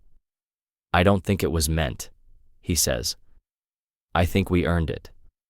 She nods, and the lantern light catches her eyes like dawn reflected in a still river. The wind moves through the cottonwood, rustling dry leaves that sound like applause. In that golden hush between seasons, with the earth still warm under their boots, Ada and Gideon stand together on their porch, two survivors, two keepers of light, watching their harvest shimmer in the starlit dark, proof that from ashes, something better always grows. The next morning opens with frost on the grass and smoke curling from the chimney. The season has turned overnight, sharp and clean. Gideon is already in the yard stacking wood, the sound of the axe splitting through the still air. Ada steps outside, a shawl wrapped tight around her shoulders, her breath rising white. "Winter's early," she says. Gideon nods. She always comes when the land's got something worth keeping warm. They spend the morning storing the harvest, corn hung high in the rafters, beans sealed in jars, herbs tied in neat rows from the beams. The house smells of earth and smoke and rosemary. Ada hums as she works, the rhythm of the tasks like prayer. "I never thought peace could be this full," she says. "It's not quiet at all. It's work that doesn't hurt." Gideon glances over from the doorway. "That's living," he says. "Not a gift. A practice." By midday, the wind picks up from the north, pushing clouds low across the ridge. Gideon rides out to check the fence one last time before the first snow. Ada watches him go, the bay's coat shining dark against the pale light. When he disappears beyond the hill, she stands on the porch, fingers tracing the edge of the blue door. The paint has faded a little from sun and dust, but it's still the color of morning, their morning. When he returns, dusk has fallen, carrying the smell of snow in its breath. Gideon's cheeks are red from the cold, his gloves rough with frost. "Fence'll hold," he says, stepping inside. Ada pours him coffee, the steam rising between them. "You ever think we'll leave this place?" she asks. He takes a slow sip, shakes his head. "The world's wide. he says, but I'd just end up building another fence somewhere else. She smiles, eyes soft. Then maybe that's your calling, keeping what's good from drifting away. He grins. And yours? She looks toward the window, where the lanterns burn steady, making sure it stays lit. Outside, snow begins to fall, light, slow, silent. The first flakes catch in the lantern glow, swirling like sparks turned soft. Gideon stands beside Ada at the window, their reflections framed by the blue door behind them. Looks like we'll be snowed in, he says. Good, she answers. Then we'll have nowhere to go but here. They move to the porch, breath fogging the cold air. The cottonwood stands bare now, its branches etched against the starlit sky. When spring comes, Ada says, we'll plant wildflowers by the fence. Gideon slips an arm around her. Let's make them blue, he says. She leans into him, smiling. Like the door. The snow thickens, covering footprints, fences, and fields alike, until the valley looks reborn. 2 lanterns burn through the drift, bright and unwavering, the only signs of life in a world gone quiet. Inside that small house, behind that blue door, warmth and peace hold steady, the kind that doesn't end when the storm begins, but grows stronger in its light. The snow deepens over 3 days, soft as ash and twice as quiet. The world turns white and still, the kind of stillness that humbles sound itself. Gideon clears the path from the porch each morning, his breath clouding in the air. Ada keeps the fire fed and the kettle humming. The little house glows like a lantern dropped in an ocean of cold. It's beautiful, she says one evening, watching flakes drift past the window. Gideon nods, his hands wrapped around a mug of coffee. Beautiful, he says, and mean if you forget to respect it. 7s. They settle into the rhythm of winter. Mornings start with firewood and coffee, afternoons with mending and reading. Ada learns to patch his shirts the way her mother once taught her, the needle catching the light like a whisper. Gideon spends hours at the workbench carving small things, handles, spoons, a whistle for no reason at all. When he hands it to her, she laughs and says, "You plan to raise ghosts with that?" He shrugs. Only the good kind. At night, the wind rattles the shutters, and the snow sighs against the walls. Ada lies awake sometimes, listening to it breathe. "You think the world remembers us?" she asks in the dark. Gideon's voice comes low, half asleep. "No, but it forgives us, same as we forgive it." That thought keeps her warm. On the 4th morning, the storm breaks, leaving the valley wrapped in light so clean it hurts to look at. They step outside together, the snow knee-deep, their boots sinking into the untouched white. Ada tilts her head back, catching flakes on her tongue. Gideon laughs, a deep, rare sound that shakes the cold right out of the air. "You'll freeze your teeth," he says. She grins. Worth it. The cottonwood stands bare and silver in the sun, its limbs etched like memory against the sky. From its highest branch hangs a single ribbon of bark, fluttering like a heartbeat. Ada reaches for his hand. "It's still standing," she says. "Like us." He squeezes her fingers gently. "And it'll keep standing, long as there's light." She looks toward the blue door, its color deep against the snow. "Then we'll give it that," she says. Every night. That evening, as the last light fades, they hang the lanterns again. The glow spills warm over the snow, turning the drifts gold. Inside, the fire pops and hums, and the two of them sit close, not talking, just breathing the same rhythm. Outside, the wind starts to rise again, but inside, peace holds, the quiet mercy of 2 souls who've survived every kind of storm and found, at last, a home worth keeping.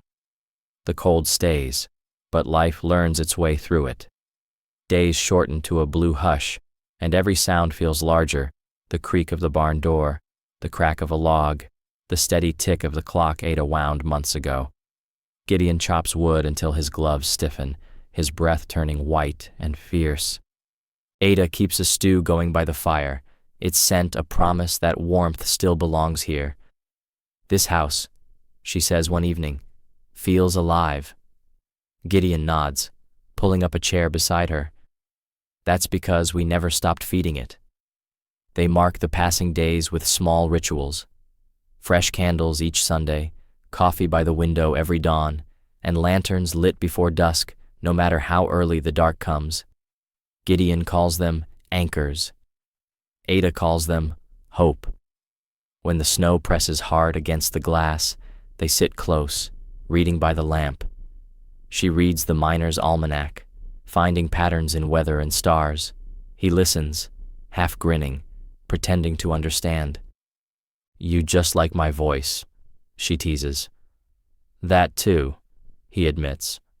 One morning the wind cuts to nothing, a stillness so pure it makes the air ring. Gideon steps outside and finds deer tracks by the well, small and sharp. He follows them past the cottonwood, down to the frozen creek. The water hums faint under the ice. He kneels, touches it, and feels movement beneath, slow, patient, alive. When he returns, Ada's at the stove, hair loose, humming. "The creek's not dead," he says. She glances up. "Neither are we." That night they sit by the window watching the moon rise over the white fields. It glows like silver fire, painting their faces in soft light. Ada says, "You ever think about all the storms we lived through?" Gideon smiles, slow. "Only when it's quiet like this." She reaches for his hand, their fingers threading together, rough and sure. "Then maybe we were the storm," she whispers. "And this is what's left after." Outside, the cottonwood sways against the stars, its branches black and strong. Inside, the fire burns low, the lanterns gleam steady against the blue door, and time slows to the rhythm of breath and heartbeat. The snow, the wind, the silence, they all fold into one long song that belongs only to them. In that small house, tucked deep in the mercy of winter, Ada and Gideon sit wrapped in the quiet truth they built from ruin. That peace, once earned, is its own kind of forever. By late February, the ice begins to soften. The sound of dripping fills the mornings, small, persistent, like the world remembering how to move again. Ada opens the shutters each day to let in the light, its warmth creeping across the floorboards slow as forgiveness. Gideon spends hours outside, clearing snow from the corral and checking fence posts long buried beneath drifts. "She's waking up," he says, meaning the land. Ada watches from the porch, blanket around her shoulders, and answers, "So are we." The creek breaks open first. One afternoon, the ice cracks like gunfire, and water rushes free, cold and brown with melt. Gideon stands at the bank, hat pushed back, watching the current carry away what winter couldn't keep. Ada joins him, the hem of her dress catching the wind. "Every thaw leaves a mess," she says. "That's how it cleans itself," he answers. "Same with people." She looks up at him, smiling. "Then we must be spotless by now." He laughs, and the sound blends with the water, alive and certain. Back at the house, the smell of damp earth seeps through the walls. Ada opens every window and sweeps the floor till the boards shine. She hums while she works, the same tune she sang the day Gideon found her, the song that once sounded like survival and now sounds like living. Gideon oils the hinges, fixes a loose shutter, and runs his palm across the blue door. It's faded again, but the color still holds, deep and patient. "You want me to repaint it?" he asks. Ada shakes her head. "Let it wear. It's earned it." They plant early peas the next morning, the soil cool but forgiving beneath their hands. Gideon presses each seed into the earth like a small prayer. Ada pats the dirt smooth, whispers, "Grow," and smiles when the wind carries her voice away. "Feels good," she says, starting over without fear. Gideon glances at her, the light catching the scar on her leg. That's the only kind of start worth keeping. When evening falls, the valley hums again, the frogs near the creek, the faint song of birds returning. Ada stands by the porch railing, eyes closed, breathing it in. Gideon steps behind her, wraps his arms around her waist, his chin resting on her shoulder. "Listen," she whispers. "It sounds like forgiveness." "It is," he says quietly. "The kind that sticks." They stay like that while the sun sinks behind the ridge, the air turning soft and gold. The cottonwood rustles new buds, the fields glimmer with meltwater, and the lanterns wait unlit behind the blue door. Winter has passed, but its lesson lingers. The world may break, freeze, and fall silent, but given time and warmth, even the coldest earth remembers how to live again. Within a week, the valley turns green again, soft at first, then bursting with life as if the land itself can't hold back. Shoots push through the soil where snow once lay heavy, the creek runs clear, and the cottonwood hums with the buzz of bees drunk on spring. Gideon builds a new gate for the pasture while Ada hangs linen to dry, both of them moving in the rhythm they've come to trust. Quiet work, quiet joy, the kind that fills the day before they notice it passing. Jasper rides in one morning, whistling as he ties his horse at the post. "You two look like a picture in a preacher's book," he calls. Ada laughs. "Careful, that almost sounds like a compliment." Gideon claps him on the shoulder. "You bringing news or just envy?" Jasper grins. "Both. Montoya wrote, says the governor himself read your testimony before Congress. Word is, they're drafting laws to shut down the debt houses for good." Ada's eyes widen. "Then it's over." Jasper nods. "For a lot more than just you." That night they cook extra stew and eat outside under a sky too full of stars to count. Jasper tells them about the towns growing down south, the new schools, the talk of rail lines pushing deeper into the frontier. "Whole world's changing," he says. Gideon watches the horizon, the faint glow of moonlight over the fields. "Good," he answers. "About time it caught up." Ada smiles. "We just got used to standing still." Jasper tips his hat. Standing still's how you make a home. When he rides off in the dark, the air feels larger somehow, filled with distance, promise, and the soft ache of knowing they're part of something that won't end with them. Ada leans against the porch rail, hair lifting in the wind. "You think it'll last?" she asks. Gideon folds his arms, watching the lantern sway in the breeze. "Not forever," he says, "but long enough to matter." The next morning the first peas break through the soil, green and stubborn. Ada kneels to touch them, smiling.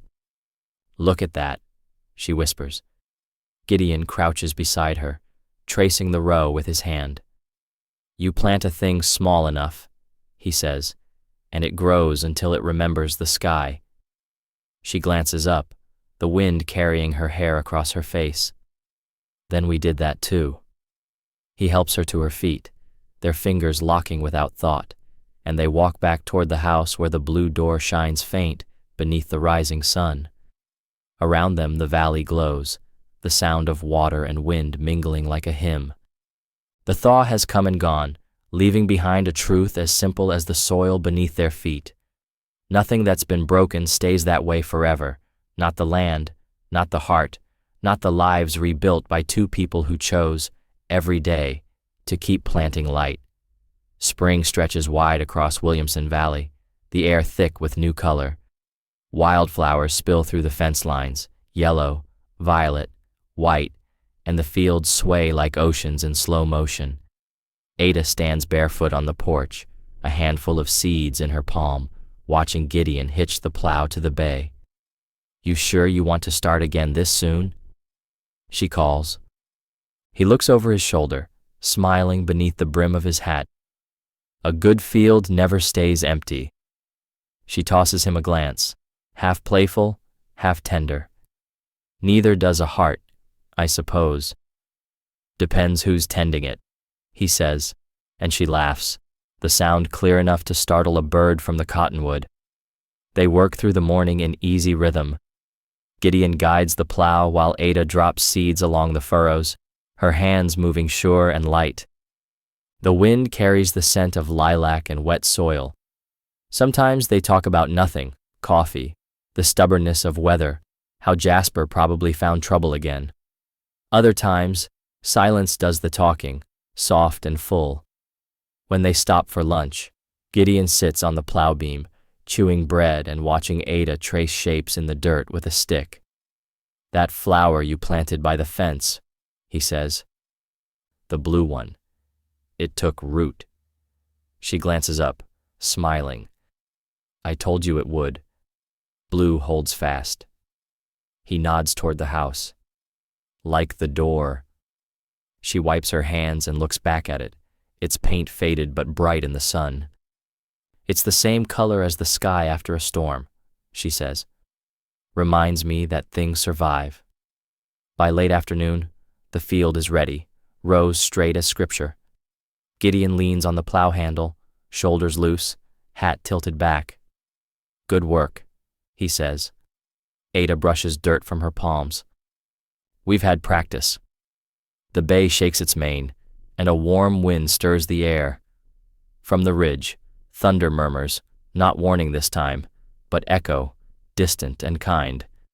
That night, Ada writes a short letter by lamplight, her handwriting careful and looping. "To whoever finds this land after us, plant something, anything. It'll remember." She folds the page, seals it with wax, and tucks it beneath a loose board near the blue door.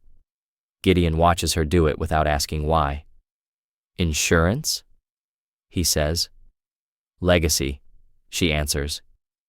He nods. "Fair trade." They step outside just as twilight sets fire to the clouds. The fields glow gold, the cottonwood hums, and the lanterns flicker to life. Ada slips her hand into his. "We made it, Gideon," she says. He looks at her, the last light fading in his eyes. "No," he says softly. "We're making it." The wind moves through the grass, carrying the smell of rain and wild sage. Above them, the sky deepens to the same blue as the door, the same color they planted, the same color that kept them alive. In that moment, beneath the endless quiet of the frontier, it feels as though the whole world is exhaling, finally, at peace with itself. The next morning dawns with the smell of rain and promise. The sky wears that same soft blue Ada once called forgiving, the kind that holds sunlight instead of fighting it. Gideon wakes first, steps onto the porch, and watches the mist roll low over the new rows. The earth gleams dark and alive. Behind him, Ada stirs, pulling on his old shirt as a robe. "You're up early," she says, voice still husky with sleep. "Couldn't waste a morning like this," he answers. She smiles, wrapping her arms around herself. "Then don't waste it alone." They walk the fields together, boots damp with dew, the smell of life thick in the air. Small sprouts already break the surface, shy but certain. Ada crouches to touch one, fingertip brushing the fragile green. "They're faster than we were," she says. Gideon grins. Maybe they had better teachers. She looks up at him, eyes bright. "No," she says. Just a field that finally stopped being afraid to grow. By noon the sun burns through the haze, and the valley hums with insects and distant birds. Gideon repairs the wagon axle. Ada strings wind chimes by the porch, bits of tin, bone, and glass. When the breeze comes, they sing low, a scattered harmony that sounds like laughter made of light. Gideon pauses to listen. "That's a good sound," he says. Ada nods. It's the sound of a place that knows it's safe. Later that evening, Jasper rides up from the ridge, waving a letter.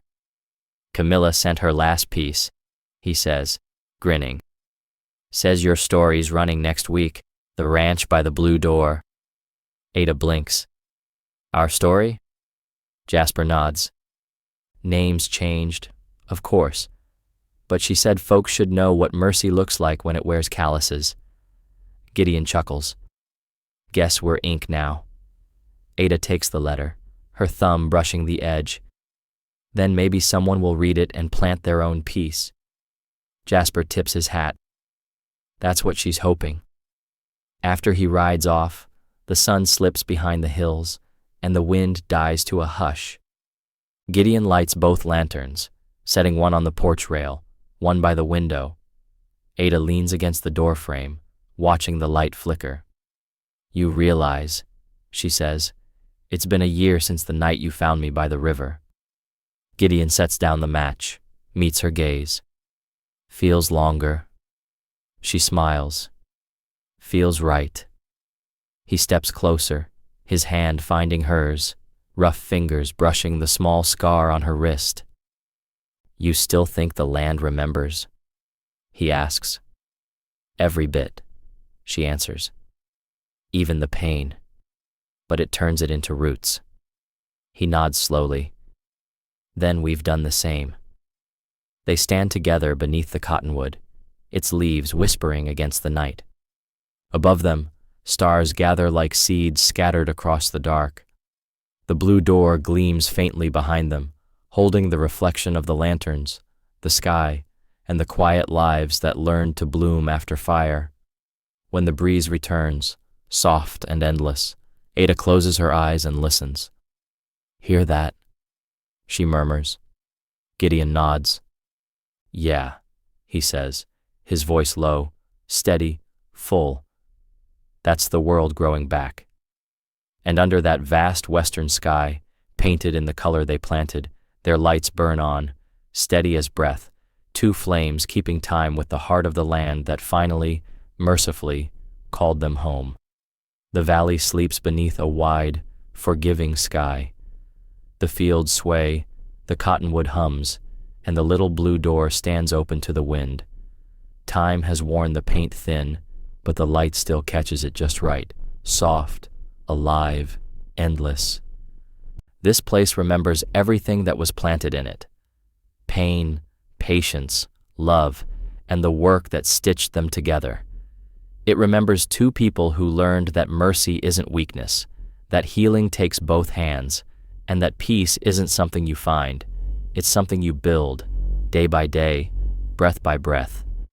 Every heart is a piece of land. It carries scars, storms, and seeds alike. What we choose to tend, kindness, courage, forgiveness, decides what grows there next. Even the hardest soil can bloom again when touched by gentle hands and stubborn hope.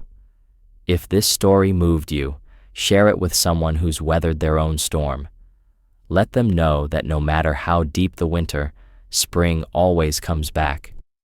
And if you believe in stories that heal and remind us what it means to keep the light burning, like and subscribe to keep riding with us through more Wild West tales of love, loss, and the quiet strength that endures.